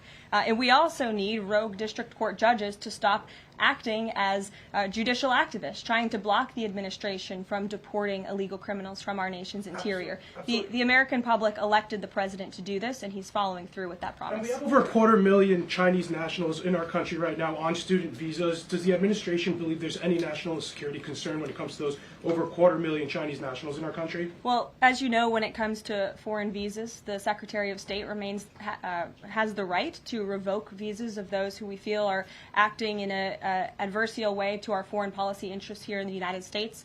He has that authority according to the Immigration and Nationality Act. So I would defer you to the State Department for any individual case, but they are looking at individuals who are given the privilege of being on a visa in our country, and if they are acting, again, adversarial to our foreign policy interests, their visa can be revoked, and they should be aware of that. Sure. Go ahead. Yes. I'm calling on you. Thank you, Caroline. You're welcome. Over the last few weeks, several countries have warned their citizens about travel to the U.S., and the Department of Commerce's own stats know that from a lot of countries, the number of visitors is falling. Does the White House have any message for people that might be reconsidering business or tourism travel to the U.S.? Where did you see that report? With the statistics coming from the Department of Commerce. Said what? It's hard to hear you. Sorry. That visitors from a lot of countries have fallen from a lot of countries have fallen in the last 3 months? I'd have to look at that report to comment on the merits of it. I think most people around the world recognize the United States of America is a great place to do business. It's a beautiful place to visit, and they should certainly come here because it's a much safer country than it was 4 years ago under the previous president. Libby, good to see you. A question about this upcoming announcement from HHS to ban food dyes. During the first week of the administration, the FDA announced that it's pulling its plan to ban menthol cigarettes. So 2 questions for you. How do you square a ban on menthol cigarettes being pulled and then announcing this ban on food dyes? And then how does the president feel about this upcoming ban that RFK is going to announce? Sure. Well, look, the Secretary of Health and Human Services, the president nominated him because he trusts him to make this country healthy again. It's not just a slogan. It really is a movement that has broken ground across the country. There's millions of people who believe in RFK Jr., Secretary Kennedy, and what he's doing. I don't want to get ahead of HHS with this historic announcement later and the details of it, but obviously the Secretary feels that he has reason and evidence to announce the ban on artificial dyes later, and I'll let him speak to that this afternoon. Phil. The president started the process of reclassifying more than 50,000 federal employees as Schedule F. We've already seen him march through a number of government agencies. I'm curious, should we expect mass firings, or is this a case-by-case approach, a scalpel or a sledgehammer? Well, look, as you saw on Friday, the president put out a statement about it. The Office of Personnel Management reclassified workers. They're now called Scheduled Policy/Career. And all the president is trying to do is ensure that federal workers are being held accountable for corrupt behavior. If they are engaging in corruption as a government worker, they should no longer have their job. I think that's pretty common sense. He also believes that bureaucrats should be acting in accordance to the will of the American public, who duly elected this president. Not just this president, but all future presidents. If you work for the government, you should be adhering to the will of the American public and advancing the administration's goals and interests. And if you are not doing that, then you should go find another job whose interests you align with. So as for specific firings, I would defer you to the specific agencies, but the president in this move and Office of Personnel Management, it will make it easier to get rid of rogue bureaucrats who are engaging in corruption. And then another quick question about Sure. Google, real quick. A federal court ruled last Thursday that Google's dominance of online advertising and ad tech markets violated U.S. antitrust laws. I know the president has spoken to a number of folks in big tech, and Google's CEO was even at his inauguration. I'm curious, what is the president's reaction to that court ruling? I'll have to ask him, and I'll get back to you, Phil. Thank you, Caroline. You're welcome. John. Thanks a lot, Caroline. Some economic questions for you. Kevin Hassett has been a key economic advisor to the president in both of his terms. In 2022... And he still is. And he still is. He was just in my office. Absolutely. In 2022, he said that the independence of the Fed is super important. That's a direct quote. Is that something that the president subscribes to? Does he still believe in the independence of the Federal Reserve? Well, look, I think the president has made his position on the Fed and on Powell quite clear. The president believes that they have been making moves and taking action in the name of politics rather in the name of what's right for the American economy. The president has the right to express his displeasure with the Fed, and he has the right to say he believes interest rates should be lower. He believes Americans should be able to borrow money cheaper than they currently are right now. And I also spoke to Kevin Hassett about the Fed as well, and he has called into question the Fed's independence and whether they are actually doing things, again, out of the best interest of the economy, or are they doing it for partisan reasons. The president wants to see interest rates lower. He has made that quite clear. We've also seen, if I may, I'm sorry, one more, Caroline, just about, I said 2 economic questions, about the dollar. We've seen the dollar at multi-year lows versus the euro and other currencies around the world. Is it the administration's policy for a strong dollar? How does it view the dollar versus other currencies around the world? The president wants to see the dollar remain as the world's reserve currency for our long-term fiscal stability and our economic growth. He's been quite clear about that. Sure. 2 questions. And then to the woman behind you, who I haven't seen before. Welcome. Go ahead, Mary. Earth Day and then the Supreme Court, if that's okay. That's right. It's Earth Day. Yes. Happy Earth Day, everyone. I saw the president truthing about the garbage pileup from China in the Pacific, and then I believe Lee Zeldin is headed to San Diego to investigate the pile of sewage from Mexico. Can you speak to what the White House has planned for Earth Day and anything in that arena? Sure. I do have points from the EPA. Administrator Zeldin's doing a fantastic job, and they are always sharing their accomplishments with the White House, which we very much appreciate. He will be traveling. I believe he's in California today for sewage situation. Here you go. Administrator Zeldin met with his Mexican counterpart to discuss steps Mexico needs to take to ensure the water entering the United States is clean and safe. And he's holding a press conference in San Diego today with elected officials and local stakeholders on the Tijuana River sewage crisis. I would also add from the president himself, he has always maintained he wants America to have the cleanest air and the cleanest water. And we want to do what's right for our environment and for our earth. And a lot of that is making sure that we have clean and sustainable energy, and we know that we produce natural gas cleaner and more efficiently than any country in this world, and the president wants to see that continue. Thank you. And then on the Supreme Court, I know the court is hearing a case dealing with parents who don't want their kids having to read gender ideology books in schools. Can you comment on that case and what the Trump administration hopes to see come from that? Sure. We hope the Supreme Court will do the right thing, and the president has been very clear. He stands on the side of parental rights, and he believes strongly that parents should have a greater say in their children's education and the content, if you will, that children are being exposed to in our public school system. Sure. Go ahead. Caroline, thank you. Hi. I'm Karoline Leavitt with World News Group. The administration ended some temporary protections for Afghans, including several hundred Christians who have been punished by the Taliban. Is the president considering any exceptions for Afghans who could face death or torture if they return to their home country? So let's just be clear about one thing. We didn't end that proactively. It expired, and it's because the previous administration illegally paroled millions of people, or hundreds of thousands of people, into the country, and then gave them temporary protective status, which again is a temporary status. It's not a permanent status in this country.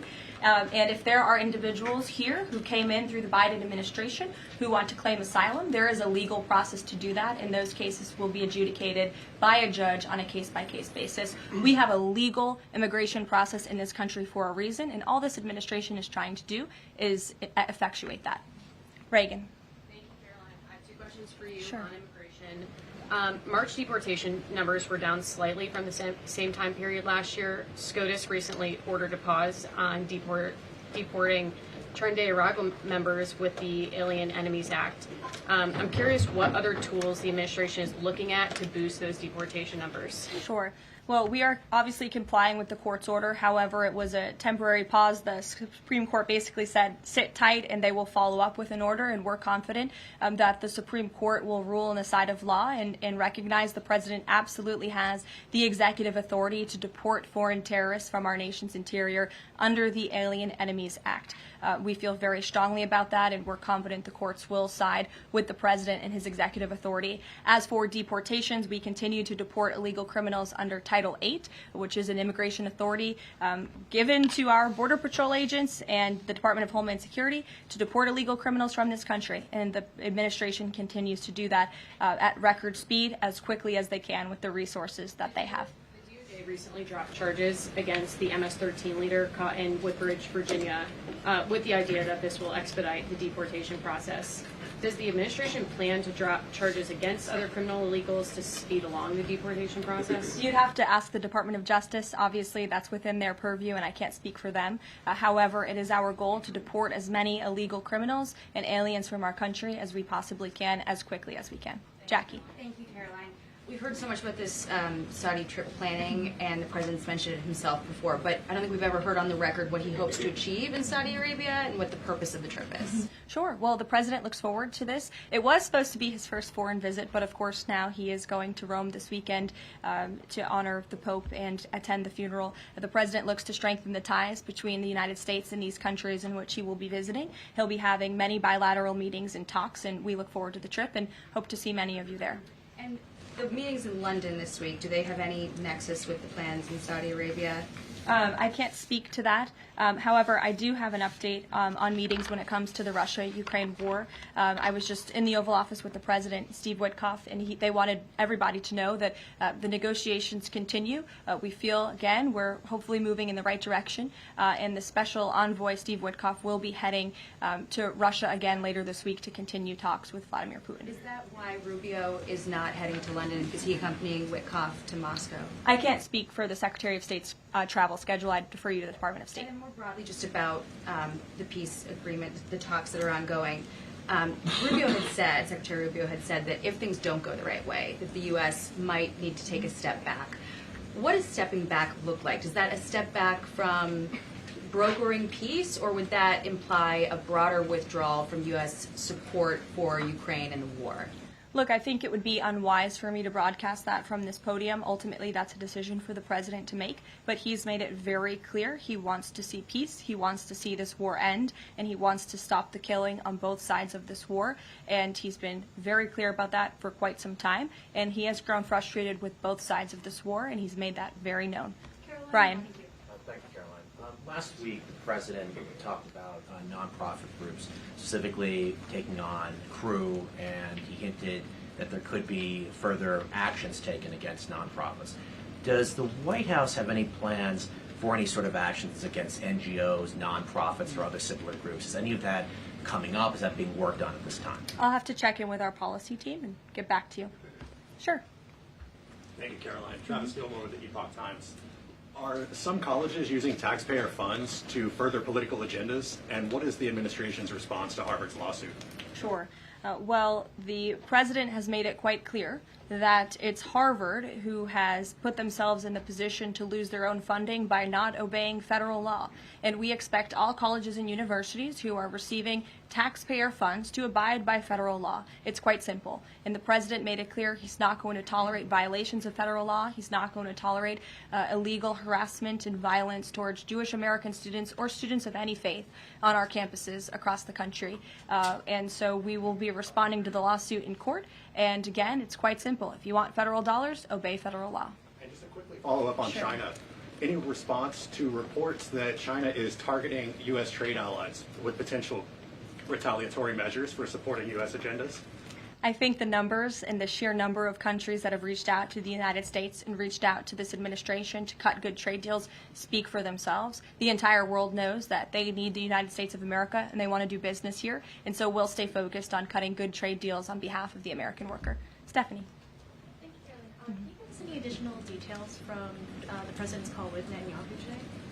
I did speak to the president about it. It was a good call. They spoke particularly about Iran and the negotiations that are underway with Iran and the United States. And the president has made it very clear repeatedly, but I'll reiterate, there is no daylight between the United States of America and the state of Israel. He stands strongly behind our ally. He's made it quite clear when it comes to Iran that we want to see a deal, and Iran has a choice to make. But the president has also made it very clear, and he reiterated that in his call with Prime Minister Netanyahu today about the need for Iran to never obtain a nuclear weapon.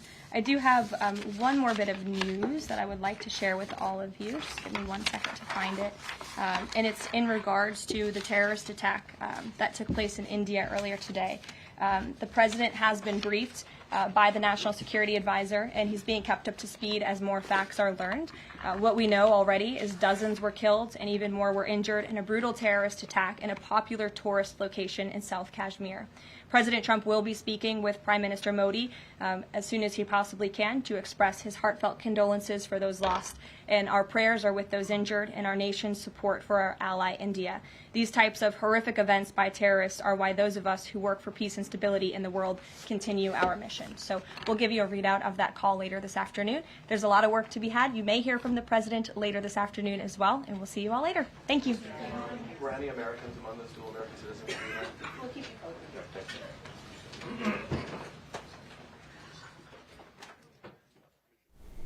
Lots of great information there covering the latest news from the Trump White House with Karoline Leavitt, the White House secretary. And I think what really stood out that might be not talked about in at least recent days, that you will be required to pay back those student loans. The administration going as far as saying interest and even delays on different payments, especially if you're in the public sector. Got to get on that. If you've taken a loan out, it's common sense. We're $36 trillion in debt, so pay those loans back. So a nice PSA there, among other things in the schedule, not only for the President of the United States, but his cabinet and administration. Of course, when it comes to the signal leaks, those were employees of the government from the Pentagon who leaked it to people in that room or other sources. So they therefore are not are no longer working for the government. It's pretty clear cut there. It's not a deep throat situation going back to the Nixon administration or even the lawlessness that we saw with Barack Hussein Obama and the auto pen Joe Biden and their administrations and the cronies that worked in the halls of our government just a few short years ago. If you do stuff like that, you will be shown the door because you gave that mandate, again, the American people, putting a businessman and someone with common sense back into the White House last November. So important to reflect upon those things that are happening in this day and age, this golden era of America, as we are covering everything America First on the right side of history for you at Right Side Broadcasting Network Live. Of course, yesterday, Easter Monday, that Easter egg roll happening at the White House, and a traditional thing that's happened since 1878, the 19th century, when Rutherford B. Hayes, then the commander-in-chief, introduced this great celebration onto the White House lawn. It became so much fun and so popular. President Ulysses S. Grant, actually dating back years prior to that, had to ban any form of Easter egg roll on the Capitol grounds on the West End because it was affecting the landscape. So a fun little piece, factoid of history for you there. Also, all of the children that participated yesterday, along with their family members, receiving a 5-piece commemorative set, 5 wooden eggs that will go home with them so they can remember Easter 2025 in such a special way. This dating back to First Lady Nancy Reagan in 1981, introducing that time-honored tradition at the White House. So lots of fun there happening. As Karoline mentioned as well, President Trump, you might hear from him this afternoon as well. We'll be on top of that in case we do hear back from the commander-in-chief. Perhaps that will be from the Oval Office today with some contacts going on everything happening America First in this great nation. We also have some different outlets coming in from the communications office talking about the Democrats' continued apology tour for deported illegal immigrant gang members. This past week has shown Americans everything they need to know about the Democrats' priorities. We talked about it with Congressman Rod Blum in the last hour as well. Today, 4 more Democrats, Representative Robert Garcia of California, Maxwell Frost of Florida, Yasmin Ansari of Arizona, and also Representative Maxine Dexter of Oregon are all in El Salvador, picking up the party's mantle of prioritizing the deported illegal immigrant, the MS-13 gang member and foreign terrorist, over the Americans they represent. And we will continue to dive into that as it's just absolute insanity. Oregon as well. Look what they just did. They actually did not defend women dealing with men in their sports. 2 bills actually failing, needing a 2/3 vote in the state legislature. Those bills both failing to protect women. So this is why people are not only voting with their actual votes on election day or with early voting, primaries and general elections alike, but also voting by moving, using their feet to get up and go to places like the Southeast, here in Alabama, Georgia, Florida, who are all willing to protect biological women against this attack on their sports. And you can learn more about these great issues and everything facing this incredible nation with the freetrumpbook.com. Thank you for sponsoring us here at Right Side Broadcasting Network. Whether it's the Kid's Guide to President Trump or the Kid's Guide to the Courage of President Trump or learning about those key issues that have shaped this great constitutional republic dating all the way back to 1776. Ambassador to Israel, Mike Huckabee, gives this free gift to you and to your families. All you have to do is pay for shipping and handling. And it was a great thing to see during Passover and Holy Week as he prayed at the Western Wall in Israel, placing that personal message from President Trump in the Western Wall. A great ambassador to our friends in Israel. Mike Huckabee, freetrumpbook.com. Thank you for sponsoring us here at Right Side Broadcasting Network Live. Thank you to Colonial Metals Group as well. You know, Paul Stone, the great CEO, has come on the network countless times to talk about why you need tangible gold and silver as part of your portfolio to protect your assets, whether it's properties or a 401k or IRA or rolling any of those options into gold and silver. It's a must-do with the Chinese Communist Party out of control, throwing tariffs and wanting to fight the United States when it comes to global trade, and then threatening our friends in Taiwan, a great group of people that we trade with, a great government who deserves to be free. Well, the Chinese Communist Party wants to intimidate them with their war games. So don't allow that, what is happening around the world or even within the United States, to affect your wallet and your retirement plan. freegoldguy.com/RSBN, the best in the business, the go-tos that patriots like Judge Jeanine Pirro endorses. Colonial Metals Group, there's no one better. And they detail why gold has gone up over 7,000% since 1971. There's a reason for that. Scan that QR code now. Shield your savings today and heed the warnings of billionaires like Warren Buffett, who put their money in gold and silver. freegoldguy.com/RSBN. Thank you for sponsoring us here. Colonial Metals Group, a great go-to. In fact, the best in the business when it comes to gold and silver. And we are live covering the latest from the Trump White House, everything inside the Beltway, outside of the Beltway, with extraordinary content, great sponsors, and truly your go-to live desk for everything on the right side of history. It's important to not only reflect on what's creating this golden era, but bringing you the great interviews, the great speeches, the committee hearings that actually make a difference in their entirety, so you can make your mind up, because we have people of all different stripes watching this great network, whether they be Republicans or Democrats, independent.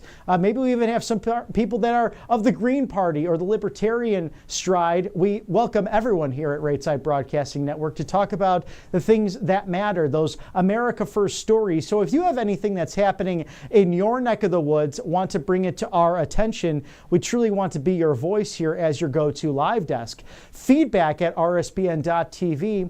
Feedback at rsbn.tv, that great go-to. We read everything here at the network, so we know what's exactly going on in your neck of the woods. We won't ignore you like some outlets will. We want to know what's happening for you and for yours so that we can bring light to it, because it's all about defending these America First principles that, let's be honest, Republican and Democrat lawmakers, globalists, sometimes really don't care to take that into consideration, and they ignore their constituents, and we're keeping them honest here at Right Side Broadcasting Network Live. So why hasn't Representative Dexter spoken about these illegal immigrants putting up these great risks to the American people? Karoline laid it out so well during her White House press briefing moments ago. But Alvaro Flores Barboza, a 24-year-old Venezuelan national, escaped from an ICE processing facility before he was arrested in Portland, Oregon. He was convicted for assault, reckless driving, and felony use of a weapon. There's also Juan Jose Sebastian, a 26-year-old citizen of Guatemala, was arrested in West Palm Beach, Florida. He is wanted for a 2017 rape and sexual assault charges in Washington County, Oregon. How did he make his way from Oregon down to the Sunshine State, the free state of Florida? He was arrested in Florida in 2024 for driving without a license, but was released onto the streets because of the Biden administration refusing to take custody of him, and Oregon officials refused to extradite him. It's mind-boggling that these people in office, these authorities in Oregon, are willing to put you at risk because they have some bizarre ideology of wanting to remain in power. I just don't understand it. The first thing why a state government, why a federal government even exists, is to protect you and your posterity. This is the promises of our founding documents, but they seem to fail you in this regard, and that's why we're keeping them honest here at Right Side Broadcasting Network. There's also Jose Escobar Robles. He's a citizen of Mexico, arrested in Phoenix, Arizona. He is believed to be illegally funding money to the Mexican nation to benefit violent cartels engaged in drug smuggling, and human trafficking. There's Luis Garcia Sanchez, a citizen of Mexico, also arrested in Phoenix, Arizona, connected to the notorious 18th Street gang, and has been wanted for felony narcotics dating back to 1987. There's Edgar Guadalupe Jimenez Aguilar. He's an illegal immigrant who was arrested also in the great city of Phoenix, Arizona. He was wanted on charges of conspiracy to transport illegal aliens and possession with the intent to distribute heroin. These are bad people. These are people who, for whatever reason, have gone down this route of gang activity and don't care who they harm in the process. And that's why this country is now in this golden era to solve these problems from the federal level. It's a federal jurisdiction, and this president committed to keeping America safe. It is Earth Day here, April 22nd, also Holy Tuesday, Easter Tuesday. A beautiful day to celebrate as you see all that greenery around the White House. Recently, a tree placed in the spot of that beautiful spot where Andrew Jackson had a tree. Sadly, it had to come down because the roots, they get in and around the White House and can actually cause damage. And being 200 years young, sometimes that does happen. So President Trump, all about conservation. We had the opportunity to speak with Amelia Joy of Nature is Nonpartisan. She's doing some great communications work with this organization committed to true conservation. Had the opportunity to speak with her earlier, and we'll play that interview for you right now. With Amelia Joy, she's the communications director of Nature is Nonpartisan. Thank you for joining us, and happy Earth Day. Happy Earth Day. Thank you so much for having me. Now, talk to us about your great work, because it's so interesting that conservatives, and specifically the Republican Party in modern times, seem to be the party that's against the environment, or that's what you hear from the mainstream narrative or the mainstream media. But how are you working to really build up the idea that everyone wants clean air, clean water, and loves Mother Earth? Yeah, you're exactly right. The right has kind of been portrayed as the enemy of nature, but that couldn't be further from the truth. When we talk to Americans, about 90 to 95% across the political spectrum agree that we, like you just said, need clean air, need clean water, need to protect our wildlife and endangered species, need to make sure our communities can recover from natural disasters. And when we think about Earth Day, the very first Earth Day was in 1969, and it was started in a bipartisan fashion. It was started by a Democratic senator and a Republican representative who decided that we needed to draw the nation's attention to the environment and to the lack of environmental protection that was happening in this country. And so on that first Earth Day, about 20 million Americans across the country gathered and rallied around Mother Earth and the importance of nature. But today, only about 40% of Americans identify as environmentalists. But like I said, when you talk to them about the issues, we can all agree on the need to come together to protect the environment. And so this Earth Day at Nature is Nonpartisan, we're working on doing just that and having the difficult conversations across the political spectrum and talking to people who maybe we disagree with them on everything else, but we can agree that we need to protect nature. We can find common ground in the fact that we both love going on hikes. Maybe you both like skiing. Maybe you both like going to the beach and swimming in the ocean. And you want to make sure that our kids and our grandkids can be able to do that too. So this Earth Day, doing more than just posting a picture of your favorite memory outside, but talking about ways that we can actually protect our environment for generations to come. That's all of the above for me, especially those North Georgia mountains. Nothing better to hike on a beautiful Saturday morning. But let's dive into that. What is on the horizon legislatively in Washington, D.C., or even from the Trump administration that might bring together this bipartisan hope to protect nature? Yeah, we're working with the Trump administration on a nonpartisan package to protect the environment. We're calling it Make America Beautiful Again, very Trumpy. And so working across the aisle to bring all of the right players to the table to create environmental policies that transcend partisan politics. Over the last 30 years, you've seen presidential administrations do environmental policy in a way that's so partisan that when a new administration comes in, all that is left for them to do is to spend the next 4 years undoing everything that the previous administration did.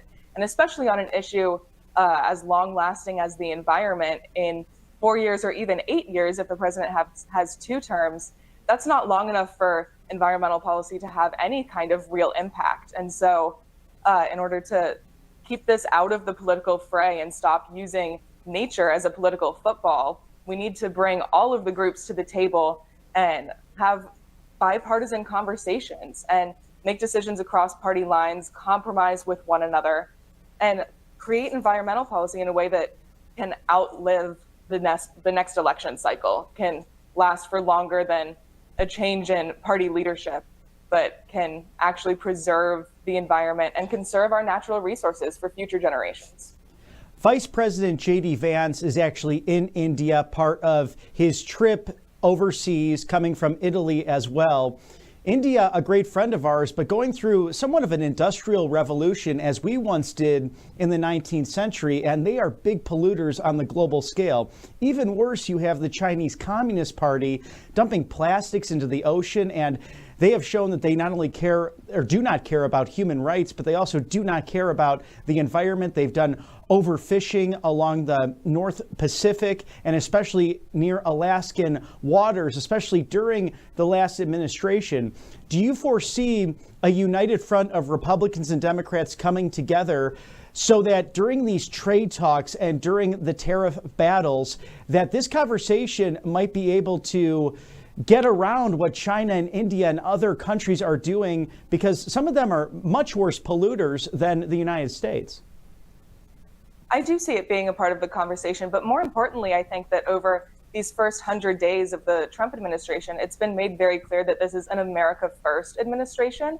And so we're taking care of ourselves first. We're setting an example here at home that the rest of the world can follow. And so when we talk about environmental policy, let's fix ourselves first before we start worrying about the rest of the world. It would be great if India and China and these nations around the world could pollute less. But the United States also needs to pollute less. We need to make sure that our natural grandeur here at home that inspired our founding fathers and inspired the cowboys as we pushed west so many decades ago is here to inspire future generations. And so let's have the talks here and get ourselves straight when it comes to environmental policy, and then we can worry about the rest of the world in a little bit. Makes sense with the America First policy. And speaking of the history of this great country, that Rough Rider, the President of the United States back in 1901 to 1909, Teddy Roosevelt, a great conservationist, and without his amazing work, we wouldn't have the national parks, we wouldn't have this great land of ours, especially out west in the mountain states, really preserved for our viewing and to really take in nature. We've seen this administration bring things like the Alien Enemies Act and the Monroe Doctrine into practice once again. Recent administrations would ignore the past, but not this group. Do you think that they'll take inspiration from the Roosevelt administration into modern conservation efforts? I certainly hope so. Teddy Roosevelt is known as the conservation president. And during President Trump's first term, he already started to reestablish America's conservation legacy with the Great American Outdoors Act. And so I know that it's something that he's passionate about. It's something that this administration is passionate about. Secretary Doug Burgum, EPA Administrator Lee Zeldin, they're all on board with reestablishing that conservation legacy and bringing back that part of patriotism, because caring about our environment really is something that's patriotic, and it puts America first, and it preserves our natural beauty and conserves our natural resources. And so taking inspiration from Teddy Roosevelt, the arch on the entryway to Yellowstone National Park, it's called the Teddy Roosevelt Arch, and it says, "For the betterment and enjoyment of all people." And that's the purpose of our natural parks and our public lands, is for the betterment of American society, but also for the enjoyment of the people. And so taking action like expanding hunting and recreation access on our public lands, and preserving and conserving our national parks for future generations, and making sure that our kids and our kids' kids and their grandkids can experience the natural beauty of this country is a patriotic thing to do. A noble mission for sure. Amelia, where can we find the great work of Nature is Nonpartisan? You can go to naturesnonpartisan.org, and then we're also on all of the social media platforms. So hopefully having some updates very soon. And if you're interested in getting involved, you can sign the pledge, and we'll have some activist resources coming very shortly as well. Amelia Joy, the communications director for Nature is Nonpartisan. A joy for us to be with you today at Right Side Broadcasting Network on the right side of history that clearly cares about clean air and clean water. Happy Earth Day to you, and thank you for fighting for what matters most in this country. Happy Earth Day. Thank you for having me.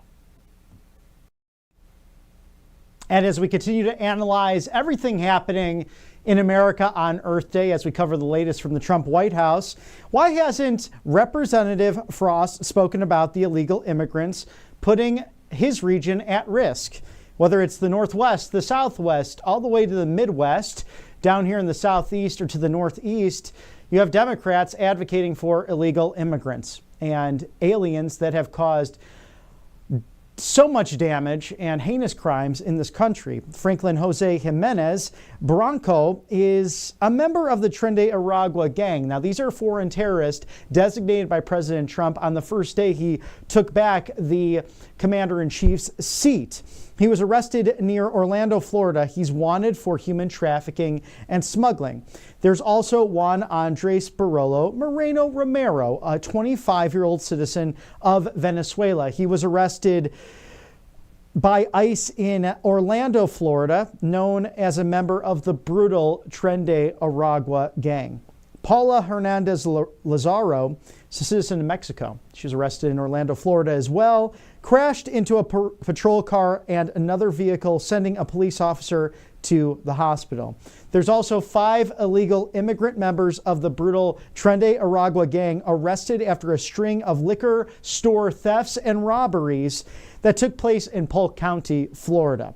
The 5 have lengthy criminal histories, including immigration violations, thefts, robberies, and resisting arrest, fraudulent use and possession of personal identification, false reports to law enforcement, robbery with a firearm, aggravated assault with a deadly weapon, and are considered armed and dangerous. Also, several driver's license offenses. So, these are people that are not simply making mistakes. It's a coordinated effort among gang members, among foreign terrorist organizations to harm the United States and to create criminal activity in order to financially benefit. And again, it's sad why they might come to wanting to do things like this, but there's no necessity to harm your fellow human beings. And we have to ask the question as well of Representative Garcia. Why have they not spoken up about these illegal immigrants putting his region at risk? There's Mario Edgardo Garcia Aquino, a 43-year-old citizen of El Salvador, arrested in Los Angeles, California, charged with first-degree murder of the brutal slaying of a 13-year-old soccer player in LA, who was found discarded on the side of a road. Just think about this for a moment. And this person also charged with the sexual assault of another young teenager in 2022. There's No Diaz de Leon, a citizen of Mexico arrested by ICE Los Angeles. He has convictions for attempted murder of a peace officer, burglary, and possession of a controlled substance. There's Baxeo Song, a citizen of China, arrested by ICE Los Angeles. He is convicted of child sex offenses. Just terrible to think about. And Song Hun Baik, a 39-year-old citizen of South Korea, arrested by ICE Los Angeles, wanted in his home country for an aggravated offense involving psychotic drugs. So we're grateful to our law enforcement officials, whether it be on the state level, ICE at the federal level, including our Border Patrol, the U.S. Army Corps of Engineers, the Marines, even some within the tax services as well that President Trump has used to help on the border. You're all brave patriots who are putting literally your livelihoods on the line to protect people, to bring criminals to justice, and to continue working on behalf of the American people so that these horrible offenses do not get repeated. Because whether it's the Easter holiday that we're celebrating, all the way to Christmas, everything in between, these are true victims that have empty seats at these holiday celebrations because these individuals are committing heinous acts. Should never happen in this country, and this is preventable crime. And the founding documents provide for the reason why the federal government exists in the first place. It's to protect you, the American people, from these kinds of offenses. And as Karoline mentioned earlier at the press briefing, President Trump honoring the memory of Pope Francis, saying yesterday at the Easter egg roll on Easter Monday that he was a good man and that many Catholics who supported President Trump in great numbers this past election had deep affinity for him. So he signed a proclamation by the President of the United States of America as a mark of respect for the memory of His Holiness Pope Francis, by the authority vested in me as President of the United States by the Constitution and the laws of the United States of America. These flags shall be flown at half-staff and upon all public grounds. This is President Trump sharing this on Truth Social as well, that these vessels of the federal government in the District of Columbia and throughout the United States and its territories and possessions until sunset on the day of interment. I also direct that the flag shall be flown at half-staff for all the length of time at all of the United States embassies, legations, consular offices, and other facilities abroad, including all military facilities and vessels and stations. In witness thereof, and wherefore I have hereunto set my hand this 21st day of April in the year of our Lord 2025, and of the independence of the United States of America, the 249th. Signed, Donald J. Trump. So thank you to President Trump for doing that. He will be attending the funeral services for Pope Francis on Saturday, so towards the end of the week here, along with First Lady Melania Trump. And this celebration will be in front of St. Peter's Basilica, as you see there, that Melania and I will be going to the funeral of Pope Francis in Rome. We look forward to being there, and this will bring the entire world together to celebrate the life, the legacy of Jorge Mario Bergoglio, better known as Pope Francis, the 266th pontiff in the Holy See. So we look forward to those commemorations and celebrating the life of a religious leader who at times could be controversial, could not be clear in communication, but also inspired countless millions. So a life to be reflected upon, and we pray for the repose of his soul here at Right Side Broadcasting Network, and our thoughts and prayers with the countless billions of Catholics out there, but also those non-Catholic who are sending their well wishes and their prayers to a religious figure who stood the test of time and also had the hearts and minds and ears of countless people throughout the world, both Catholic and non-Catholic alike. And President Trump sharing those condolences not only on Truth Social, but with his comments yesterday at the Easter egg roll on Easter Monday. And thank you to our sponsors here at Right Side Broadcasting Network Live, the Rev 7. This is the newest generation of energy drinks. So if you don't like coffee, and if you don't want to drink all of those non-Maha approved soft drinks, or you just hate the crash of regular energy drinks, save up to 30% now thanks to Mike Lindell. MyPillow.com/RSBN. This is your new go-to energy drink for the next generation. Of course, MyPillow.com/RSBN, bringing us countless different kinds of great products. But now this most exciting Rev 7, I'm looking forward to trying it myself. And you know how I am with our sponsors here. I am a proud supporter of all of them.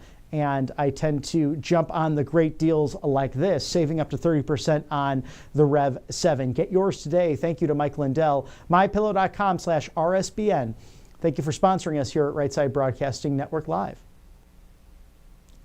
And there's a beautiful shot of the White House. It's a beautiful Easter Tuesday, sun shining upon the capital city as President Trump is committed to really making Western civilization great again. And we see it throughout his cabinet, especially Vice President J.D. Vance, spending Easter celebrations in Italy. So fitting that he would meet with the pontiff in an unofficial meeting, exchanging gifts, and the Holy See having Easter presents for his children as well. A very touching moment. as the Vice President shared with Pope Francis that he prays for him every day. And these are two gentlemen, two leaders who had differences on the immigration issue, but could come together in their shared Catholic faith.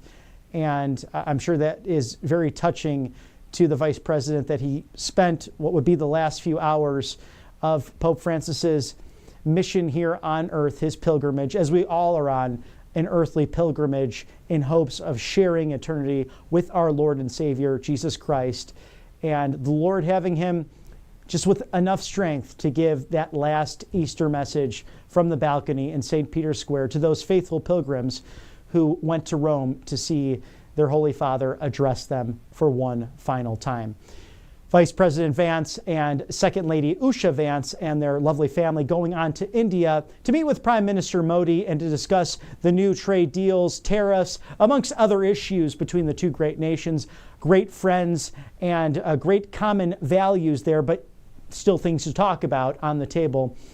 Vice President Vance, a do-something vice president, someone carrying out the MAHA mission, the MAGA mission, the American First principles that are creating this golden era for America. So we will stay on top of that trip, as well as Karoline Leavitt mentioning the latest news from the Trump White House that President Trump likely to answer some questions once again today to the press pool, and we'll take you there live or playback if we get any of that information coming through the stream. So an exciting thing to see. And it's nearly every day President Trump really being the most transparent president in history, every day answering those questions. We saw it yesterday during the Easter egg roll. So that's very exciting to see a commander-in-chief who does that. We now have the 87th Attorney General, Pam Bondi, live. We could toss that there now to see her comments.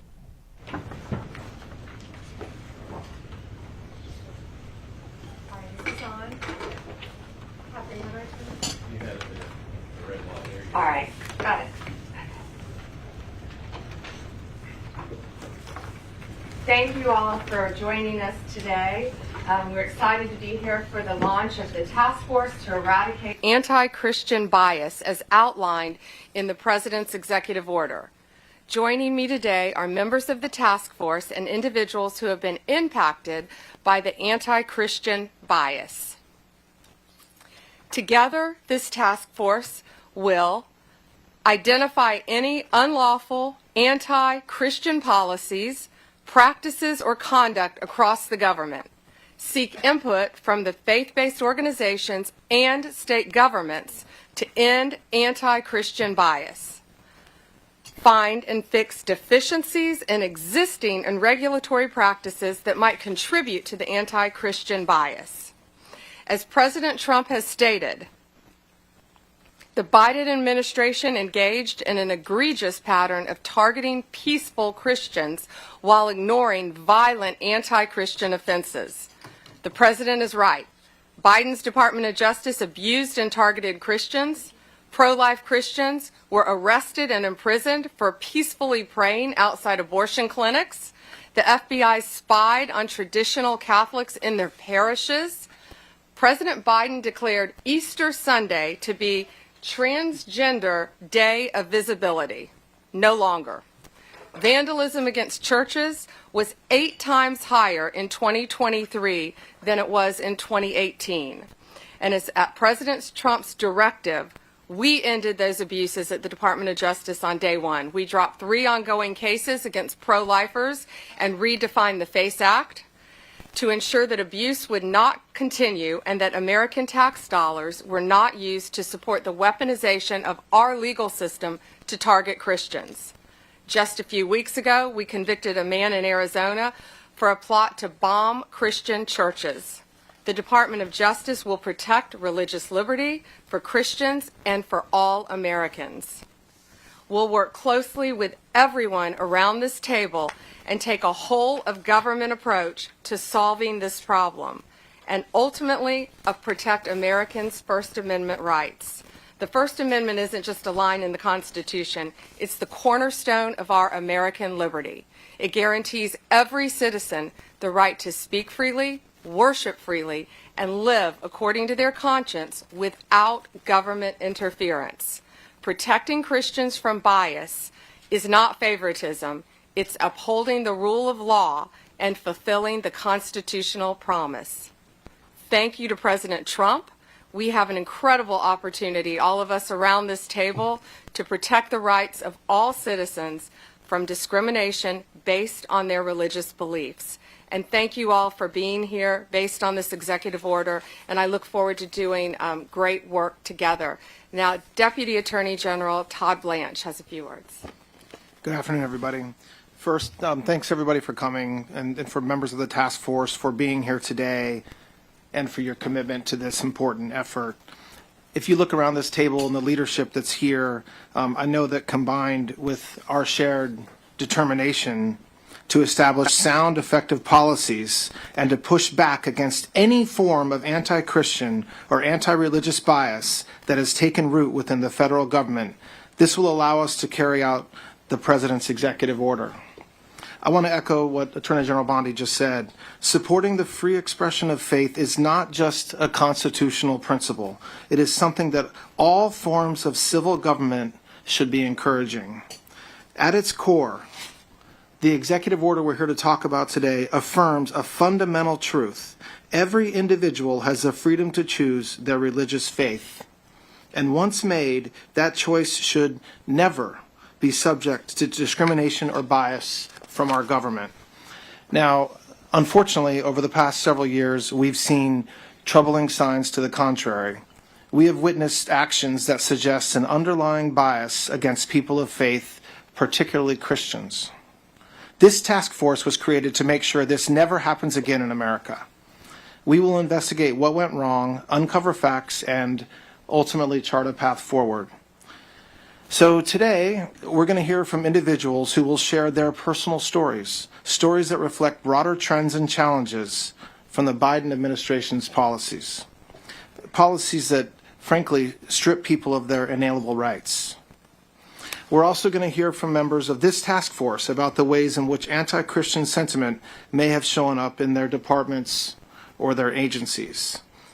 A key challenge that we face is a public misunderstanding of our form of government. We're a constitutional republic, not a pure democracy. And this distinction matters because in a republic, individual rights are protected even when unpopular. And misunderstanding this distinction allows our institutions and media to misrepresent our founding principles. Our government's purpose is to secure rights, not restrict them. So, yes, this task force has a big job ahead, but it's a vital one, and it's one that we're going to get done. Finally, I want to thank the members of the media who are with us today. We appreciate your attention and your presence for this opening portion of the meeting. At this time, we'll be moving into our internal discussions, and so if you would please make your way out, we'll then continue with the rest of our work in a closed session. Thank you very much. Can we ask one question on topic? Any of those, the examples that each department's looking for, any new examples of the anti-Christian bias that you found in State Department or anywhere else?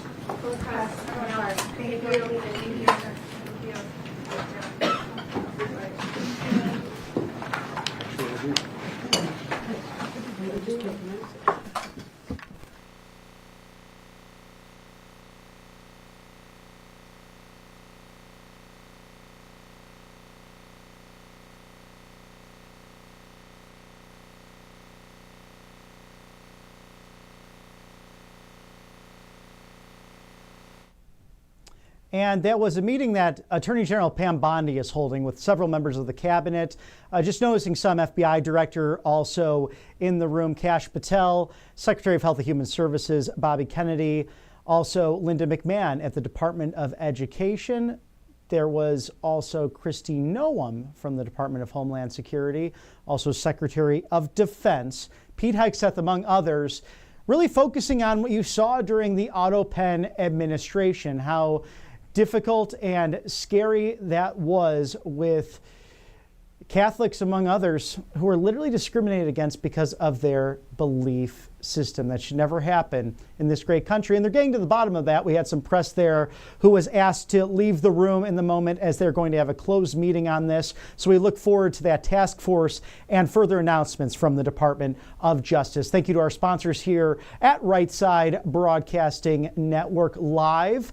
We love them so much. AngelPace.com, a great Christian company. They hire veterans right out of Spring, Texas, and around the country. So if you like the Houston area, try out Spring because it is quite a beautiful growing area, very family friendly as well. Experience the miracle today at angelpace.com.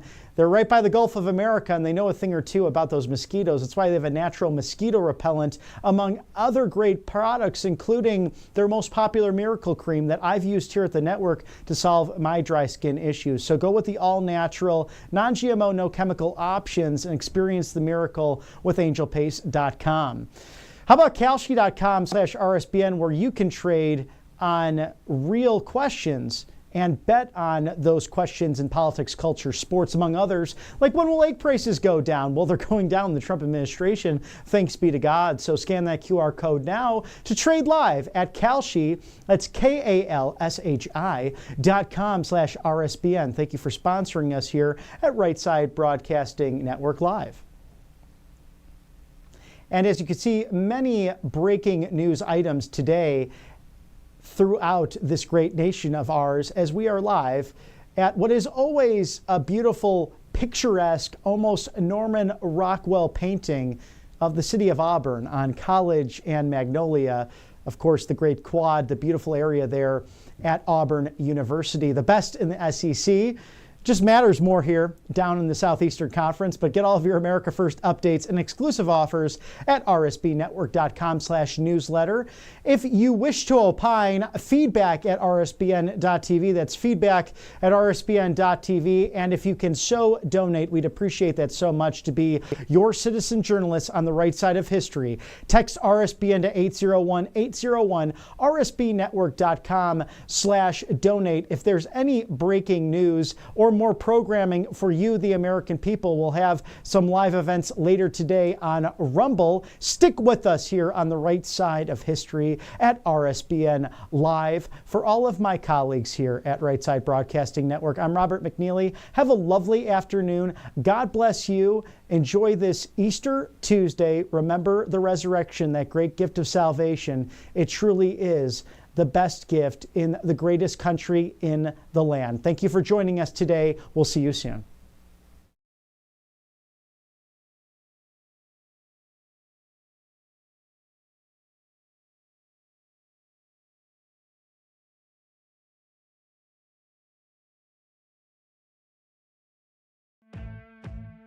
Welcome to Right Side Broadcasting Network, your trusted conservative news outlet. At RSBN, we deliver the truth when the mainstream media falls short. Since 2015, we've proudly broadcasted every single one of President Trump's iconic MAGA rallies, bringing you the excitement and energy live before anyone else. By watching RSBN, you get an unfiltered front row view of the action on the ground. We interview the crowds to give a voice to millions of Americans just like you. We show you President Trump's speeches in their entirety, free from interruptions and censorship. We cover the stories that matter to you with the integrity and passion you deserve. Thank you for choosing RSBN as your home for America First News. Together, we stand strong, united, and informed. So join us and be part of the right side of history. President Trump is keeping his promises and saving America. And your kids can learn all about it for free with a new Kids Guide to President Trump. This fun guide shows kids all the steps President Trump is taking to put America back on top of the world stage, including building a strong economy, protecting our borders, and negotiating trade deals. It's an exciting way for kids to learn about President Trump's outstanding leadership. Act now and get a free bonus guide, The Courage of the President. Order now at freetrumpbook.com. That's freetrumpbook.com.